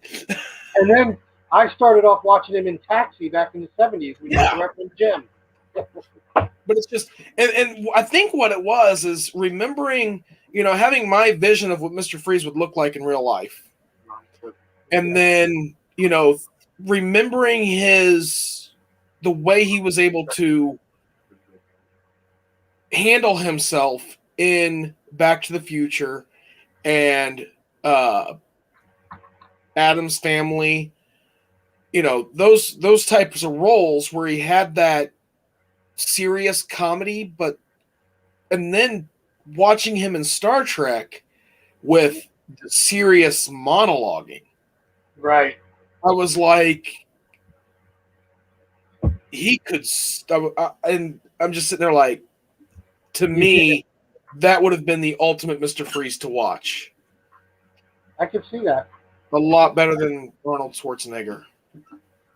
That was just hard to watch. I mean, I like him. He's Conan to me. He was in Red Sonja when he plays the big bulky barbarian. Oh yeah, I liked him in Twins when he played opposite Danny DeVito, and he is the T1, Terminator. Yeah, He was down. I mean, I like him and all that, but Mr. Freeze, they just made him, I don't see. My thing is it's really hard to watch a character that's supposed to be a tall, lanky Canadian being played by a big bulky Austrian. Austrian, a Yeah, big muscular Austrian playing someone that's supposed to be a tall, lanky Canadian, and it was just really hard to see that. But Uma Thurman as Poison Ivy, oh man, if they got one thing right in that movie, I like the Poison Ivy from Gotham. yeah, she was decent. She's in that show now on Netflix, Mr. Iglesias. She plays the teacher in that now. I think she was a good Poison Ivy. She had the thing. Although, you know who I'd like to see is Catwoman? Yeah, the way they did Bane in Batman and Robin was just horrible. And when Nolan did Bane in Batman in Dark Knight Rising or whatever it is, I can't remember the name of the movie. Sorry, it's getting late for me. Dark Knight Rising. When he did that and Bane broke Batman's back, I was loud in the theater. Everybody looks at me and I'm like, I liked the 90s comics, people. It's Nightfall. It's Nightfall. Come on. Nightfall, all right? The only thing wrong with Bane in those is he wasn't a Spanish crime boss. He was supposed to be a Mexican crime lord. Yeah. And that wasn't that bad. Tom Hardy played it well. Yeah, and that was the thing is they could change they could change who he is a little bit, but it was still Bane. I mean, he wasn't someone's lackey. They tried to make it like he was Talia's lackey, but it's like, nah. The only thing I didn't like is they didn't have the Venom thing. For his extra strength, he didn't push the Venom, But, and that was a big part of the character. By the time we got the third Dark Knight movie, we already knew that style of Batman's world wasn't going to be in it. Right. It wasn't. The closest we were getting was Scarecrow Serum. That was it. You weren't getting the campy tights and mask villains that you had and everything else. I mean, when he said he wasn't bringing Ra's al Ghul back, it was like, okay, we're not getting the pit, we're not getting, But overall, I really liked it with Thurman. If you're talking about Gotham, though, my favorite character representation in Gotham would be Zsasz. That was the closest one to the comic books. That's my favorite character representation in Gotham is Zsasz. Him and my son likes the Professor Pig character from Gotham. Minor character, but was done very well. Yeah. Solomon Grundy was a joke, I think, in Gotham when they did the guy as Solomon Grundy. Comic book fans say this one. Solomon Grundy's a joke in everything. Yeah, but he had some. The Arkham games, they had him kind of badass, but they kind of turned it into they were getting a little too campy on it. I like the way they ended it. If there were two Batman villains I could go forever without seeing in another movie or TV show or cartoon or adaptation of anything, it would be Solomon Grundy and Clayface. Yeah. I could go forever without seeing those two of his rogues gallery. I've never been a huge fan of the Penguin. You know, they got Penguin coming up in this new one, and you know he was in Batman Returns, but I've never, I just even reading the comic, I never felt threatened by the Penguin. No. Like, I mean, I always felt if I ended up in a dark alley and the Penguin was there, I think I would be okay. Type feeling out of that. Like, it wasn't like, you know, you end up in a dark alley and you hear Joker laughing on the other end. It's like, did I wear my brown pants? I think with the actor they have as Penguin for Batman, it might make him a little more intimidating. Like everybody thought Aquaman was a joke forever until you got Jason Momoa. Now Yeah. he's badass again. But oh my God, what is the guy's name? He was in SWAT. I don't know. The last time he played a comic book villain, the movie wasn't Colin received too Farrell. well. Colin Farrell. That's his The name. last time he played a comic book villain, the movie wasn't received too well. Oh, when he was Bullseye in Daredevil. Yeah, so he's playing Daredevils. And see, that's the funny thing. Let's get rid of let's get rid of Ben Affleck, but let's bring his villain back. Because he was Ben Affleck's villain in Daredevil. Then Affleck goes to his Batman. Now he's got to be Batman's villain. I think Daredevil was just like Ben Affleck in Daredevil. I didn't like it. It was a joke. I mean, Affleck was good, but like once again, it was the script and the movie itself. I think the script of Daredevil. I wasn't a fan of it at first, but I don't know where it was or something. But I had picked up a comic that was an adaptation of it. Yeah, and it read really well. Hmm.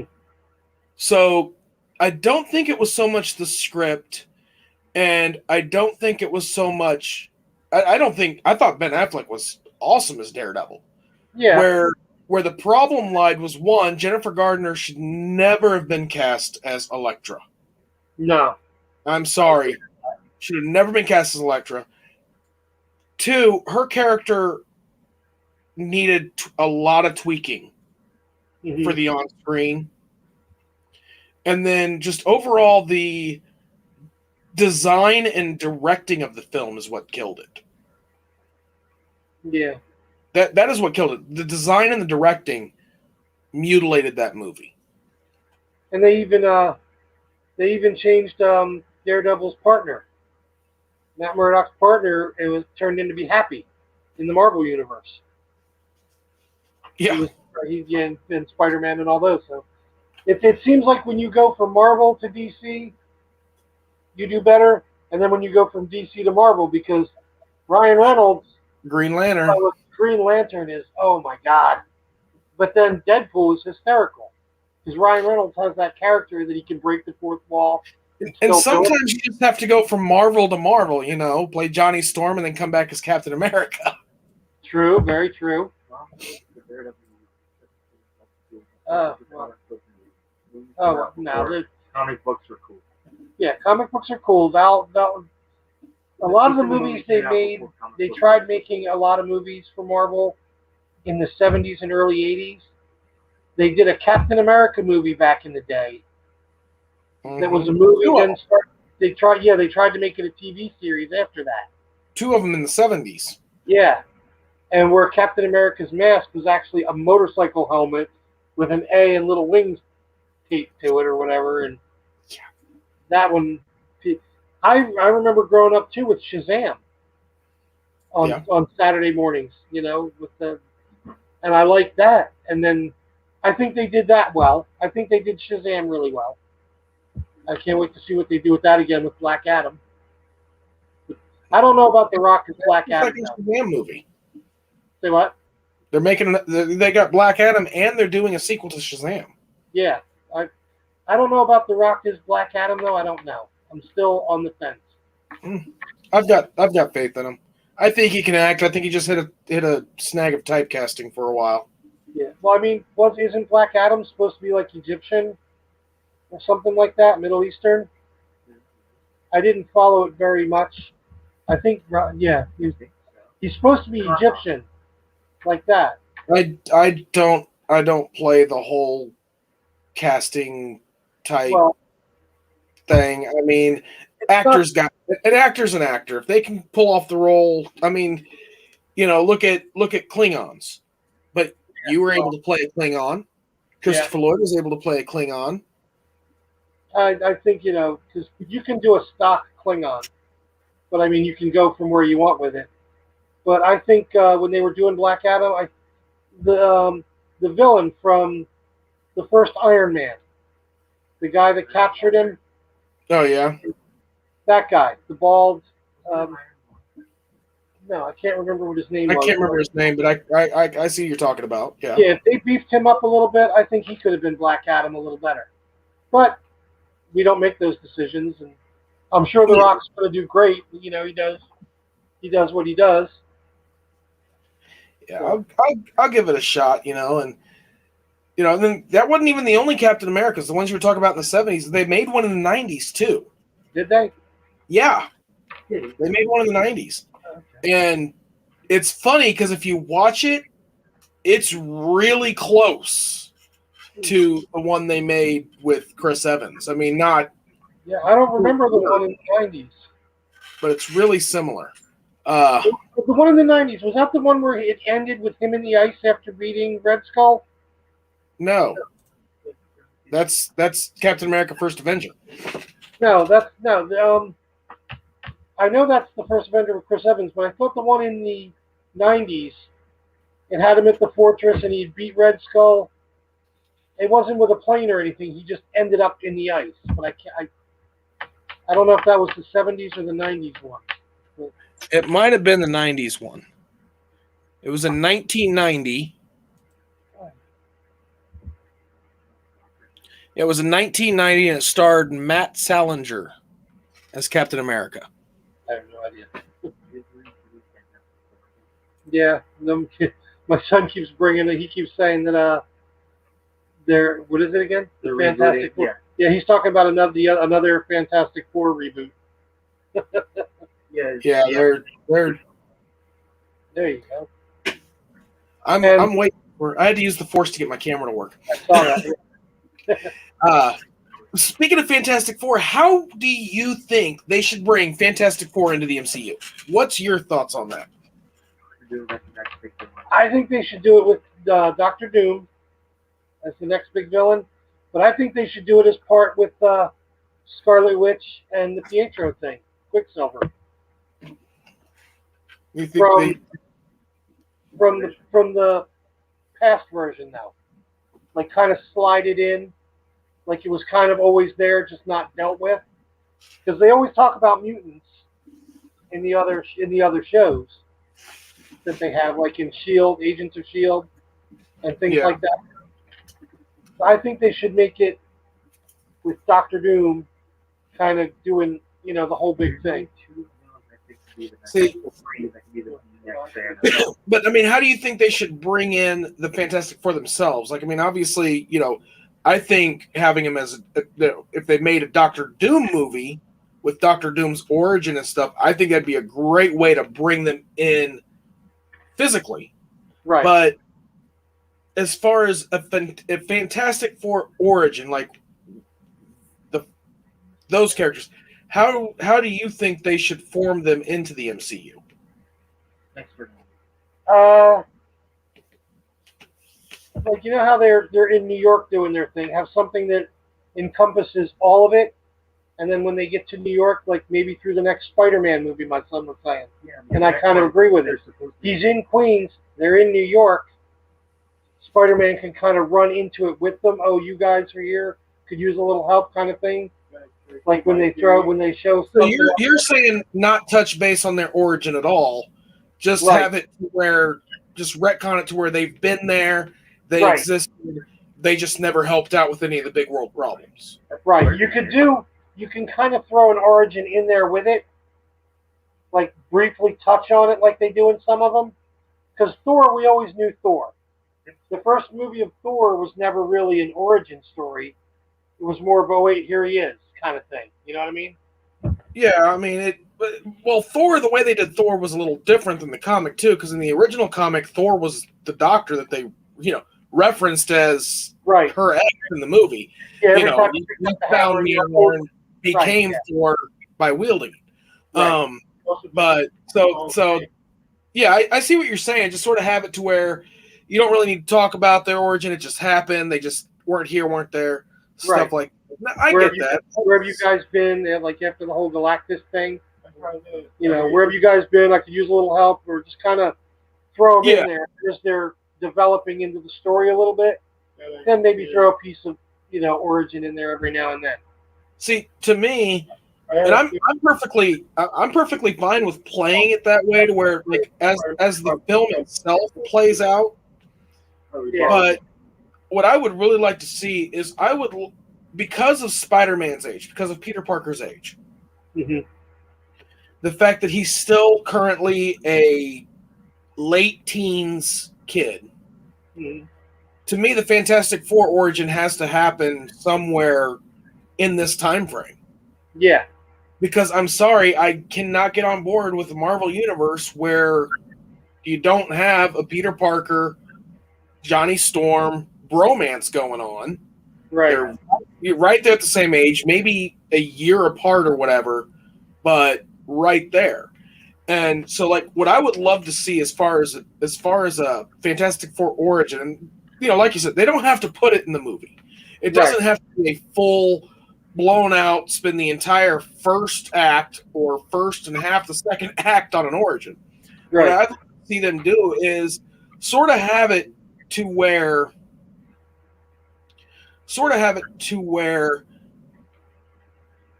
they were in space doing their mission Right. during the first snap. Yeah. And then they vanished. And then when Hulk brings them back in the second snap, they show up on a ship that's capable for life support that they'll survive, so it didn't have to worry about them being safe, not being safe. They were safe, but due to certain things failing, shielding and stuff like that, during Tony's snap, Yeah. energy from that snap with where they were would in turn give them their powers. That's how I would like to see their origin play out. Because it wouldn't have to retcon them. It would put them at around the same ages. They could still already be well-known characters as far as that world goes, because they were. It wasn't. You didn't have Reed Richards, a nobody, and then boom, he's Mr. Fantastic. No, he was known. He was one of the top scientists of the world.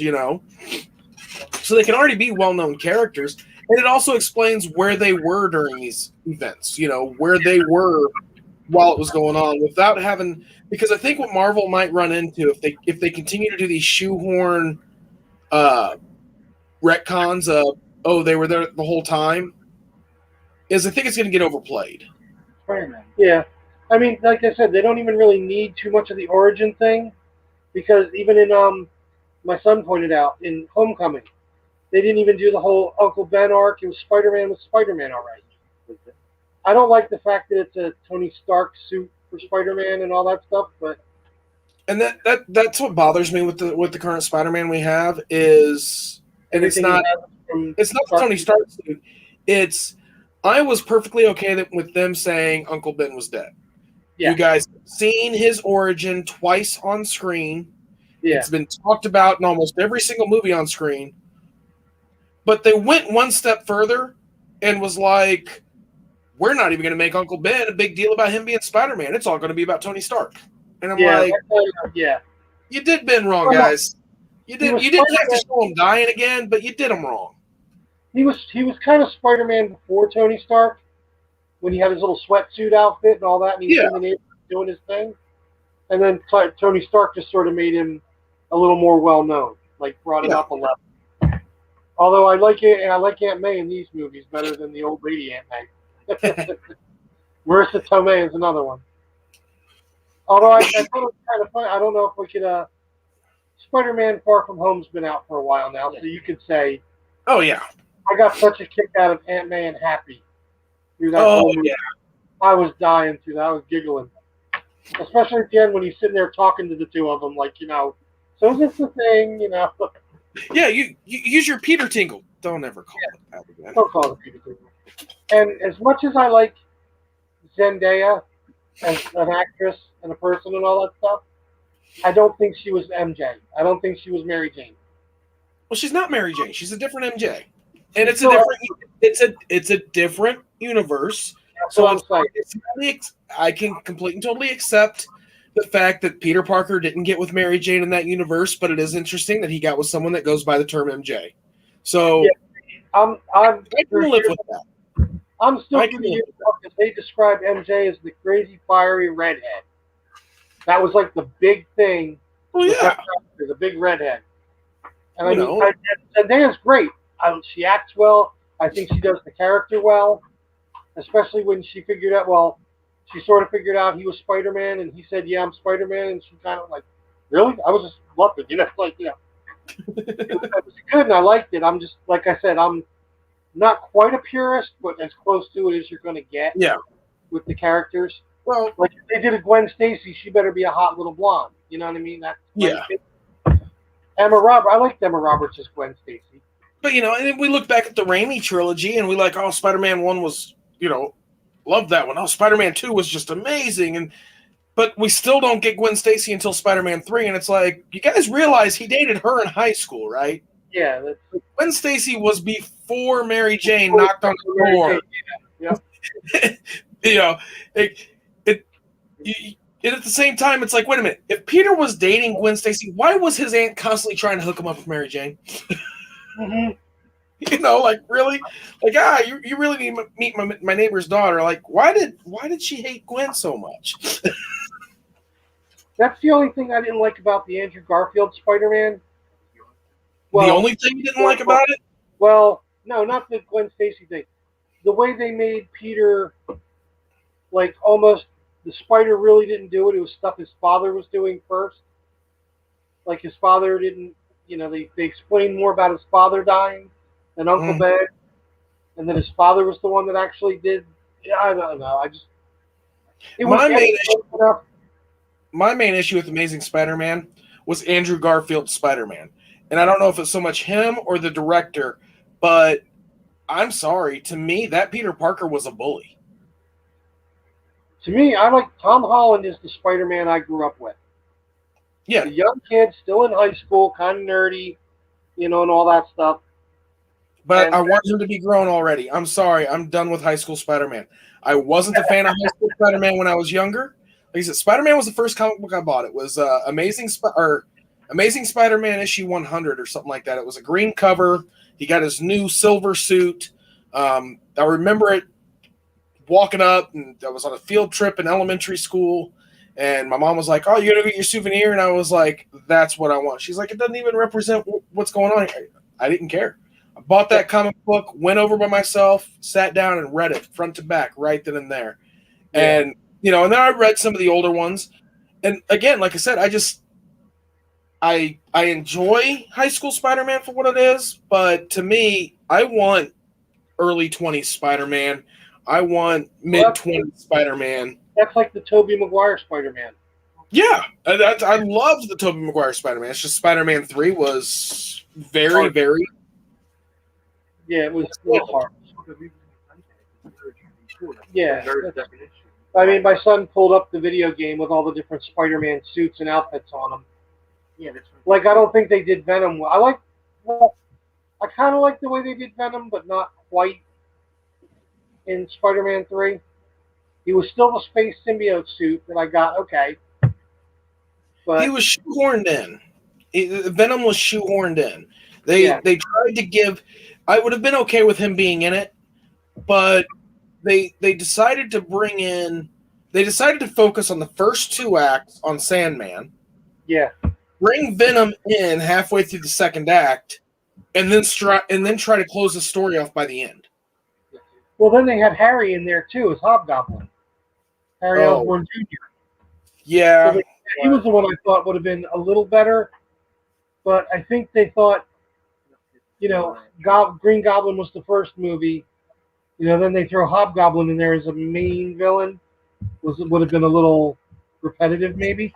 Here's the sad thing: is if you watch Spider-Man 3, Acts 1 and 2, not getting the third act, but Acts 1 and 2, is a perfect setup for the 4-issue comic series in the 90s called Spider-Man Revelations. Yeah. The one where Norman Osborn comes back. The one where, he lets the whole plan lay out going, I survived. I came back to get my revenge, saw my son take up my mantle, decided to play in the backgrounds. I convinced Ben that he was the real Spider-Man and you were the clone and Right. all that stuff, I decided to pull the strings behind it. And then when I saw my son die at your wedding, that's when everything, went out. And I was getting that vibe from Spider-Man 3. I was getting that vibe that we were getting that style.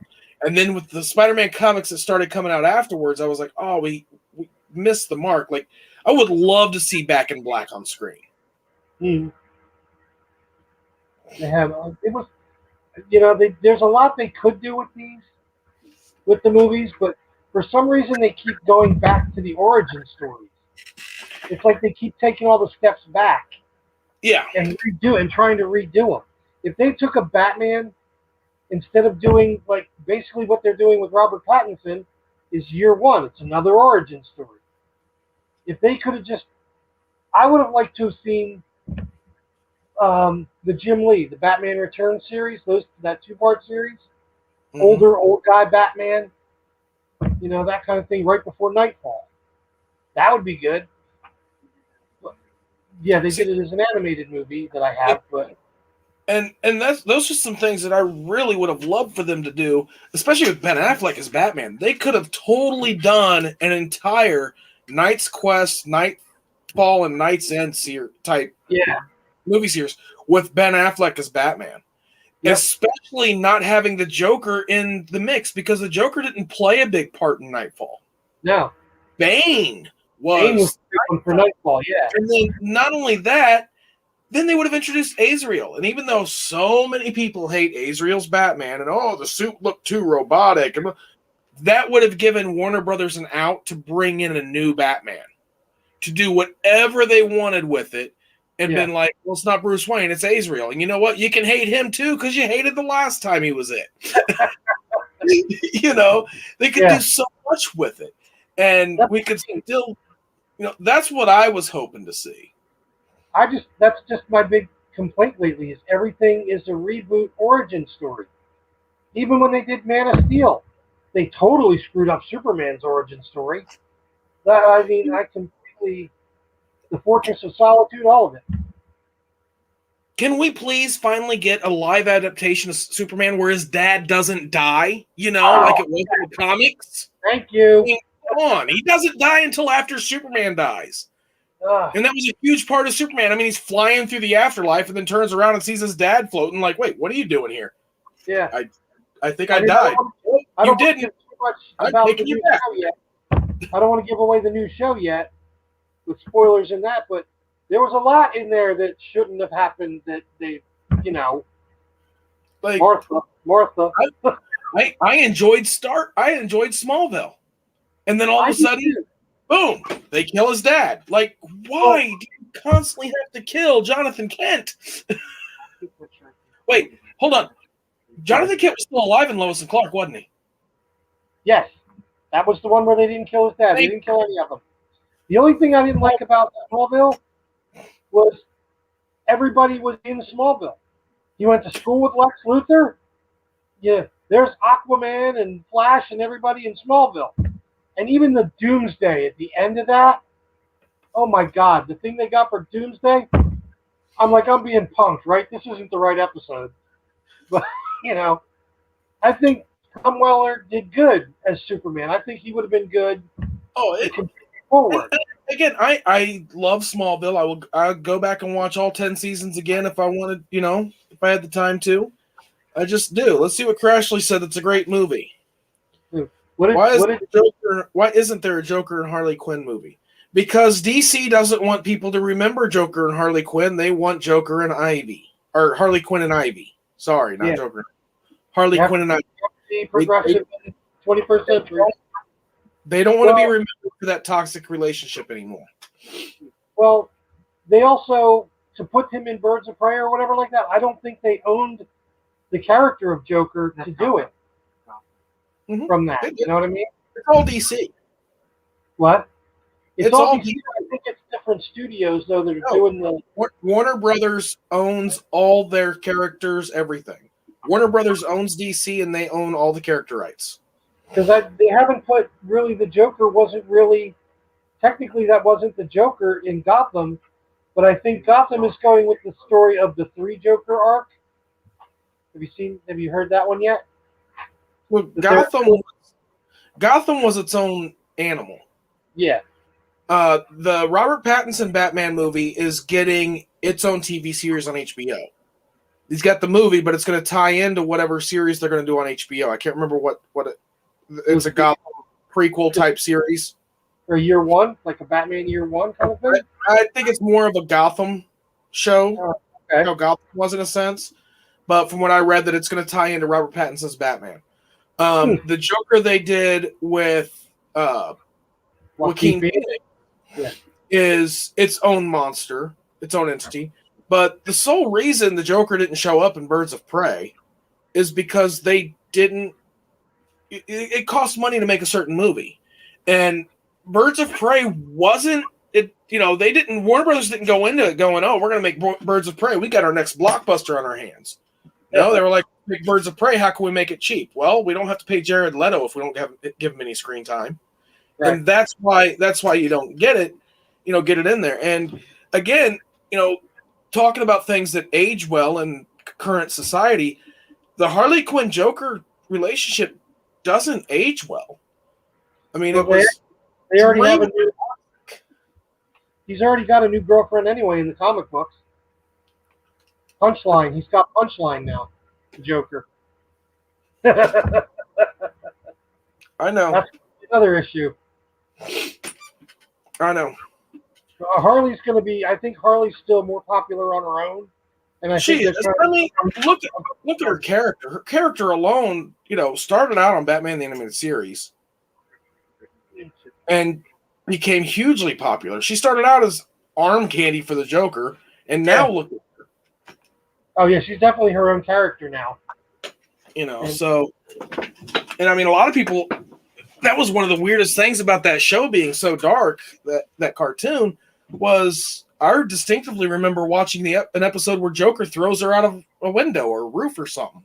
Yeah. Can't remember exactly who it was. I think it was the window. Just straight up. Yeah. And it's like, what am I watching? This is cool. This is edgy. This is dark. So I'd like to see the version with her with the Gotham Sirens. Her, Harley Quinn, Poison Ivy, and Catwoman. Because I got that comic book too, and I've been enjoying some of that. And I think that would be a possibility, but when you're getting 3 major characters like that.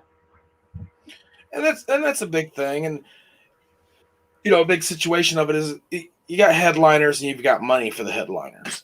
And again, I think it would be really cool to watch a Joker Harley Quinn movie, but I don't know, I hate to say it, but I think they need to cut back on the Joker. Yeah. I think they need to hold off and be like, wait a minute, Batman has such a rogues gallery.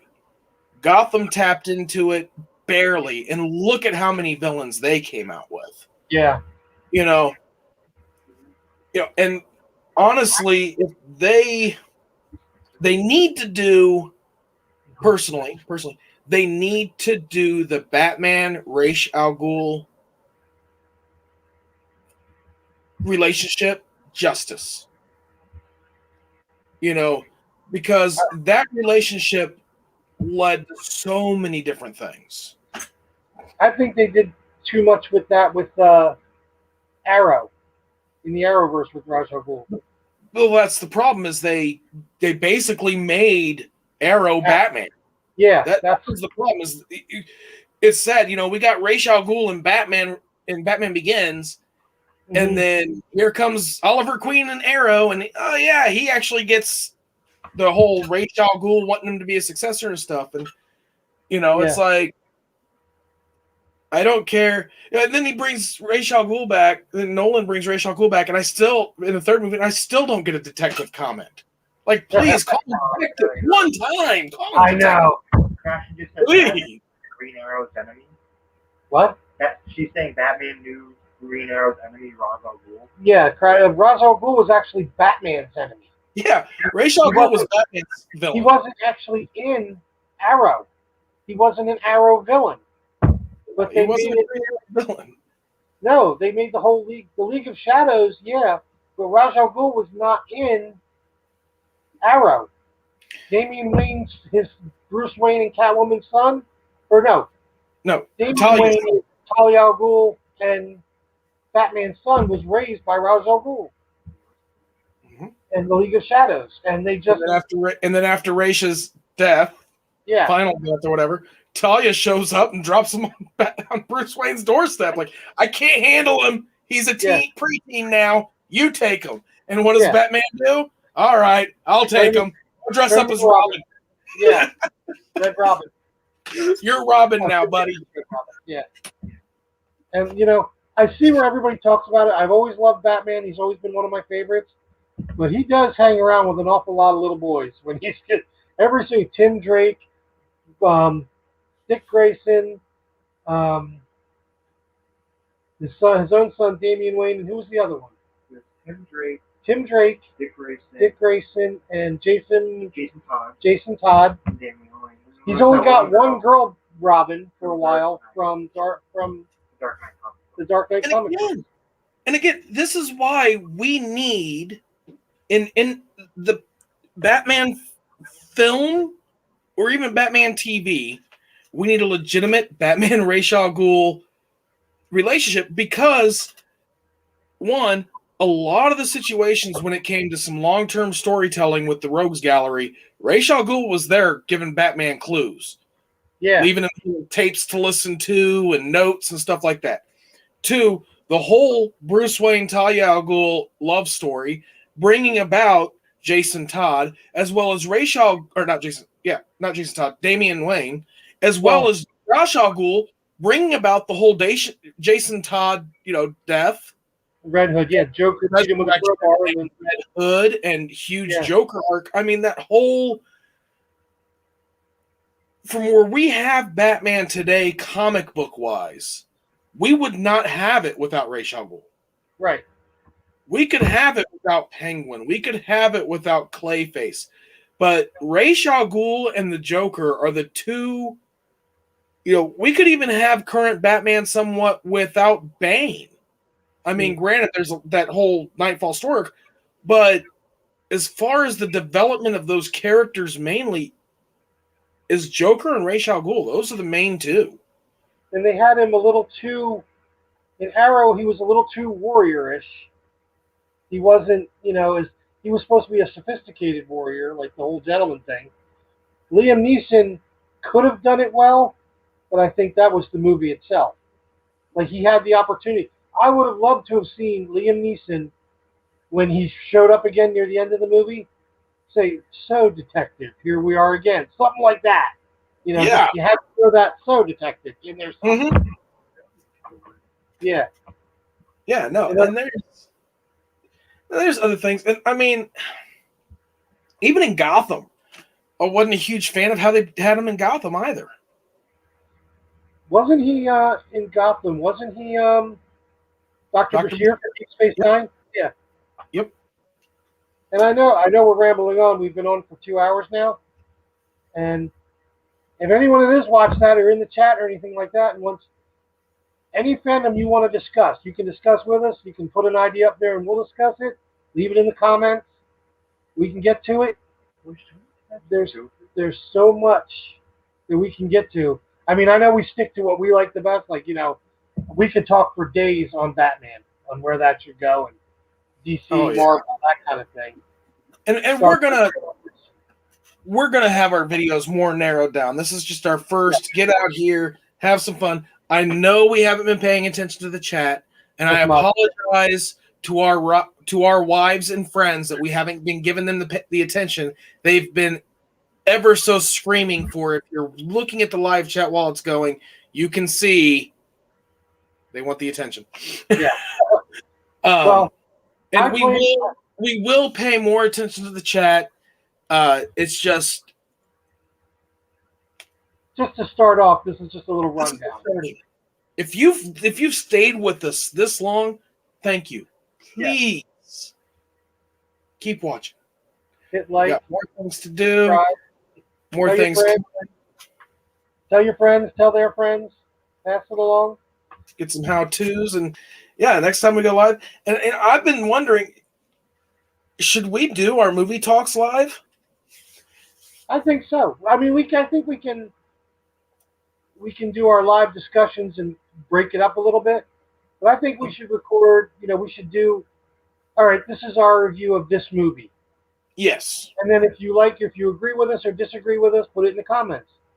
Yeah, and actually, we could do that. We'd probably be better off doing it like that in this style. Right. And then our wives won't be getting on to us for not paying attention to the chat. Actually, for that, I'm going to blame Val and/or Crashly for that right now, because usually, I'm going to make sure nothing's getting thrown at me, but usually we have you in the background or me in the background of their videos kind of going along, and putting our comments in and, hey, this is what's going on. I have my son over here doing his thing. But, I think we could blame them a little bit. Although that's not going to go over well. I feel we're going to owe a diamond painting or two for that comment. I think we've given a diamond painting or two. And then some. But, Joshie says she's trying to contribute to that Crashly is definitely, they have definitely been contributing to the conversation. I will say that. Yes, no, they were. As nerds of our, we'll say like our level, we're like Jedi nerd. Like, we can definitely get into an impassioned discussion where everyone else in the room is like, all right, hold on, and we can get there. But I'm going to give everyone fair warning. I know a lot of the terms. I know a lot of stuff. But when it's floating around in here. Yeah. And when I tell my brain, that's what I want to talk about. Yeah. It goes, what? What? Just, we could start off. What do you want to talk about? Like, hi, my name's what? Yeah. Because I think we started out on Star Wars and the JJ verse, and we're ending up on Raj Al Ghul. Oh yeah, and again, and that's what I love about doing like lives like this. Like, this is what I personally feel lives should be. Our lives is just random, crazy. You could hop in, be like, "What are they talking about now?" We can have our focused videos. We could have focused lives. You guys want to have focused lives? Give us comments. Be like, "What would, dude? I would love to be in a live and discuss this with you." That kind of stuff. I mean, we could totally do some smaller, more focused lives.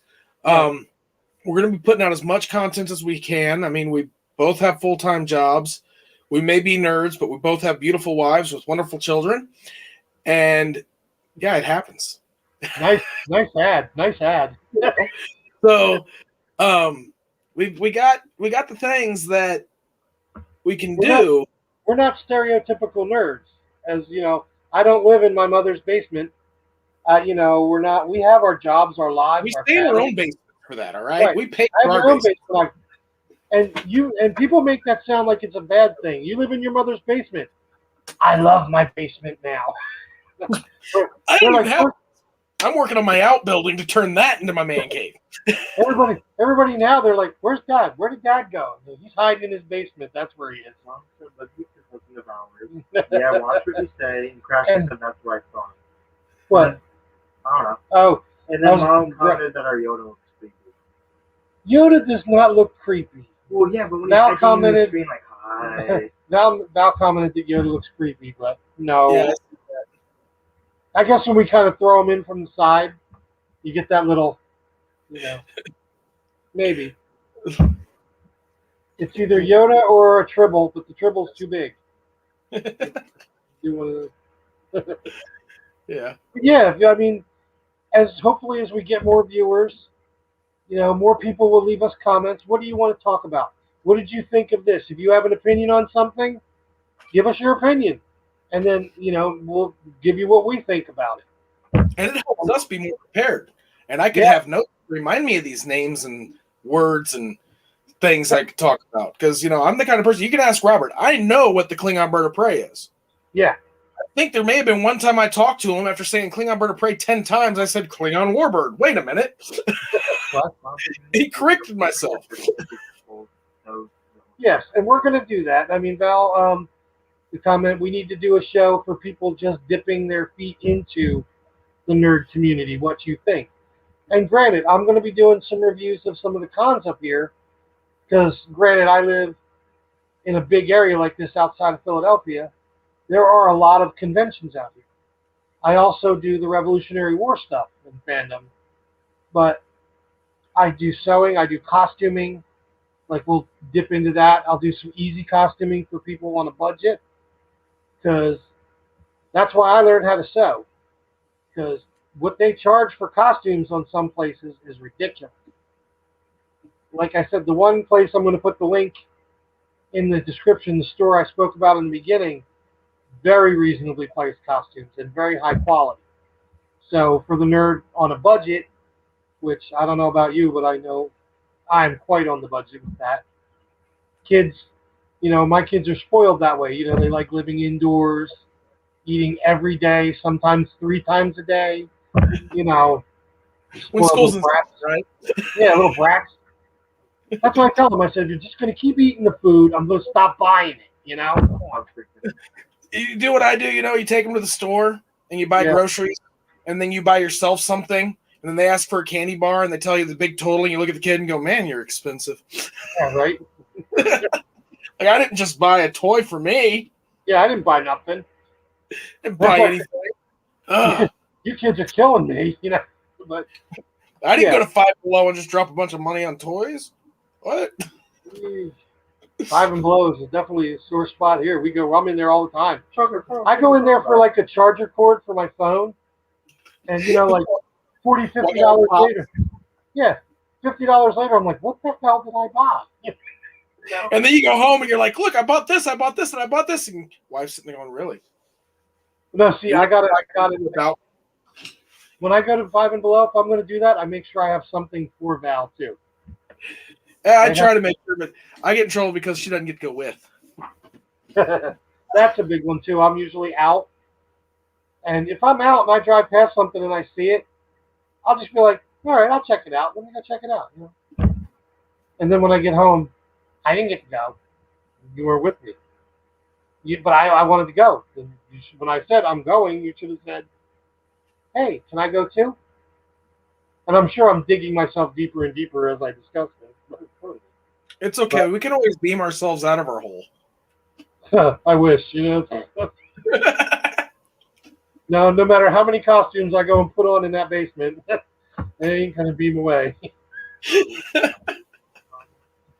I'm going to end up putting on my Mando armor just to take the hits. Is Rob going to teach us how to sew? Yeah, Rob could teach us how to sew. I know how to sew too. So yeah, Rob could teach you how to sew. Okay. I'm going to do a little tutorial. I'll put tutorials up. When we first started doing this, when Val and I first got together years ago, she sewed, and I knew how to sew by hand, and I knew a little bit with the sewing machine and everything, but we realized that when we bought the Star Trek patterns for the costuming, it's basically the same pattern, just modified a little bit. Mm-hmm. So we bought all the patterns online really cheap, and what people are charging $150 to $200 for probably cost us on it with everything. If you're starting from scratch, maybe $50 to make. If you include zippers, thread, tops, material buttons. Yeah, but then when you add in labor, you get there to that price point. Yeah. So, those costumes and stuff. As you know, cosplay is not cheap. It's not. And it's not. Cosplay is easy, but to the level of degree that a lot of people do it, it's not easy either. No, I'm not. I'm not the ones that you see on like Heroes of Cosplay, where they're like outside and that's their whole job. They have a big workshop where they're molding resin and pouring metal, like have their own smelting for the jewelry and the armar. I'm sitting guys in the house. Oh my God, we were I just see called it. the house husbands of cosplay. Oh God, But it's funny, right? it Here is. it is. Here it is. Your first cosplay video. Here's your challenge, Robert. Okay. Your first cosplay video done. You've got to do it as as an homage to Isn't that where you get a bunch of people doing it? Tony Stark making his Iron Man suit in Iron Man. I already got sort of like that going with my the Mando armor that Do I've it as got. do it as an homage to that. Like you've got to have have it to where like, get the scene going. Yeah, If you want, send me videos. I'll help do the editing. Let's do this. there we go. Because I'm actually I bought the Warbler online. I found a place on Amazon to get it cheap, like a good price for it. So I'm making my son Matthew Mando armor now. He wants his own, so I can do that right away. Although if it's me down there banging and doing tools, I have to do it without saying the F word about 147 times when I hit my hammer, when I hit Oh, my thumb, or anything. we're nerds, Robert. We're Yeah. nerds. Montages all the way. You don't have to have the words. We can talk over. We'll find some music on YouTube that it'll let us use, and we'll just montage it, 80s style. That's what we got to do to bleep out the words. We got to get you got to edit in the Jawa noise where the little Jawa gets hit and he's like Utini. Holy Houdini! Yeah. Son of a Houdini! Just sit there and be like, oh Shuda. That's Exactly. yeah. You mother Utini. That was shouting. Mom started calling you that. Can you cut out Houdini! every time you try to say something? Okay, see, Val always tells the same story of the first time I tried making scrub pants. The sewing I did when I got to Val was basic hand stitching, and I made Klingon vests and things by hand. I tried making scrubs, and I folded the material wrong, so I got two left legs out of it because the material I used was only one-sided, not two. It was an honest mistake. I'm going to keep getting. She's going to be busting my balls at the nursing home one day with that. She's going to be like, "You remember that time you made the two left legs on that? It was 47 years ago. Leave me the hell alone." Yeah. So yeah, It's okay, Robert. I'm sure you'll get a story too. Anytime Crashly tries to bust my balls, all I gotta say is BOGO. Well, we do have a new thing about Val getting attacked by a kitchen chair, a dining room chair, but that's going to be the new one. But the thing is, Val's got a lot of stories on me because if I'm trying to focus on something and she throws, I have to be careful because Val is intelligent as well as sneaky. So she knows just what buttons to do and what references to make. Like her big thing right now is the bat signal. Because I was a fireman back in the day, and we were in South Carolina riding to where I worked at the time. And I'm trying to figure out where I'm at, looking for the thing. And she saw a fire, how fire trucks entering the road, the little signal going off. And she's like, "Oh, look, the bat signal. Broad daylight." I start looking out of the car. I'm like, "Where? Where's the bat signal?" And she's got me looking in the middle of the day for a bat signal. And she knows when she says it, I'm going to look for it. Well, yeah. It goes both ways. It goes both ways. Me, I probably would just take her word, go put my costume on, and go fight the crime. Oh, and I have several Batman costumes as well. And I even have a Superman. That's my thing. I want to start making cosplay costumes so bad. What has kept me away from it was money, and I'm too much of a mental perfectionist. Like I'm not a perfectionist doing it. Right. I can look at it when it's done and be like, okay, but mentally, I gotta have it perfect. And I don't want it to look cheesy. I don't want to be that person that looks like they came out wearing a hockey pads sewn onto a football uniform with, Right.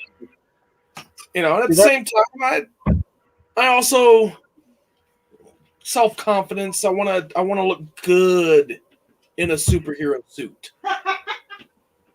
Well, I know I look good in the Batman one because of the rubber and the stuff holding in, but spandex has not been my friend for many years now. So, me and spandex, that's my arch nemesis right now. Batman and the Joker, Robin spandex.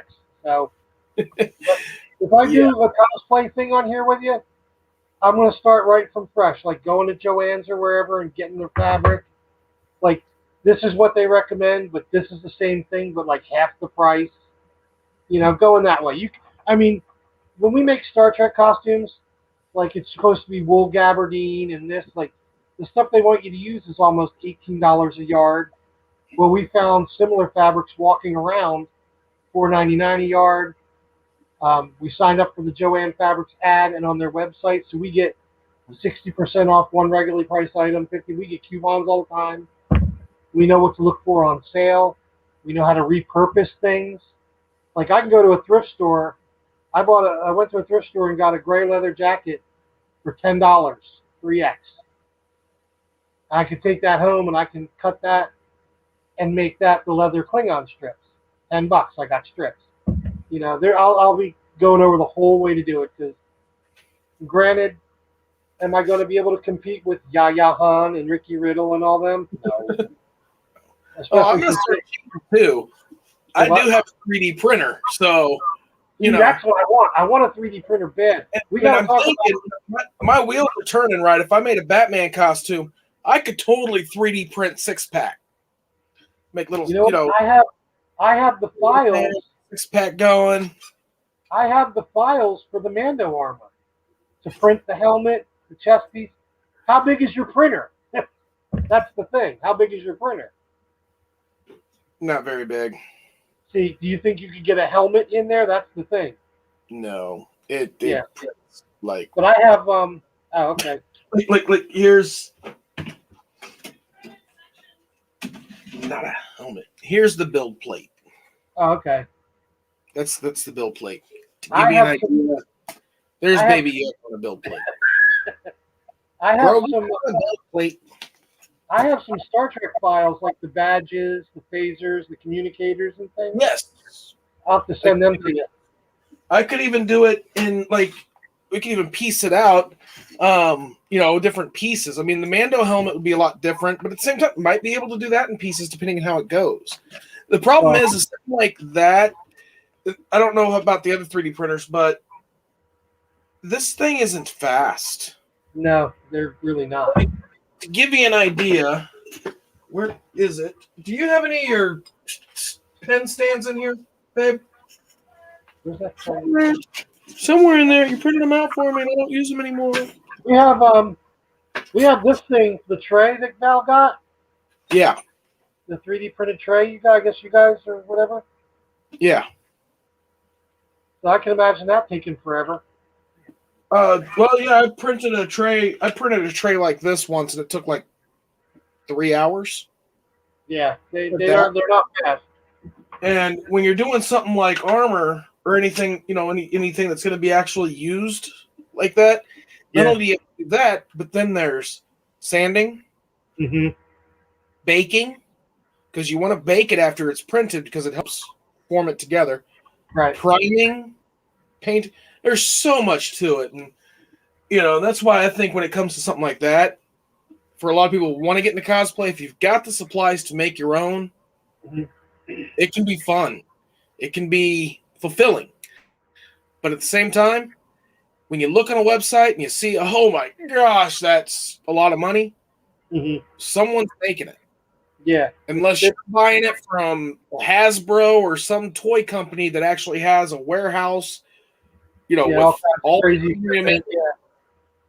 You're buying it from a small provider. Someone's making that, and they're taking.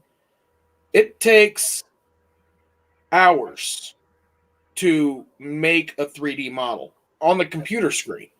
Yeah. I've toyed around with, I've worked on 3D models, and from the time of starting to just getting a point to print can sometimes take days of working on it for hours on end. And then you've got materials and all the hours after that. So if you think about that and just say, on average, if you go, it took this person 20 hours total throughout the week to make that helmet. Well, if you want to pay yourself $10 an hour, you're already at $200 for it. Yeah, not to mention the Plus material. materials. Right. So anytime you see that, I know a lot of people, I'm the same way. I see that, I'm like, ooh, I don't know if I want to pay that. Yeah. But at the same time, if you're wanting quality, it's realistic. It's a realistic price.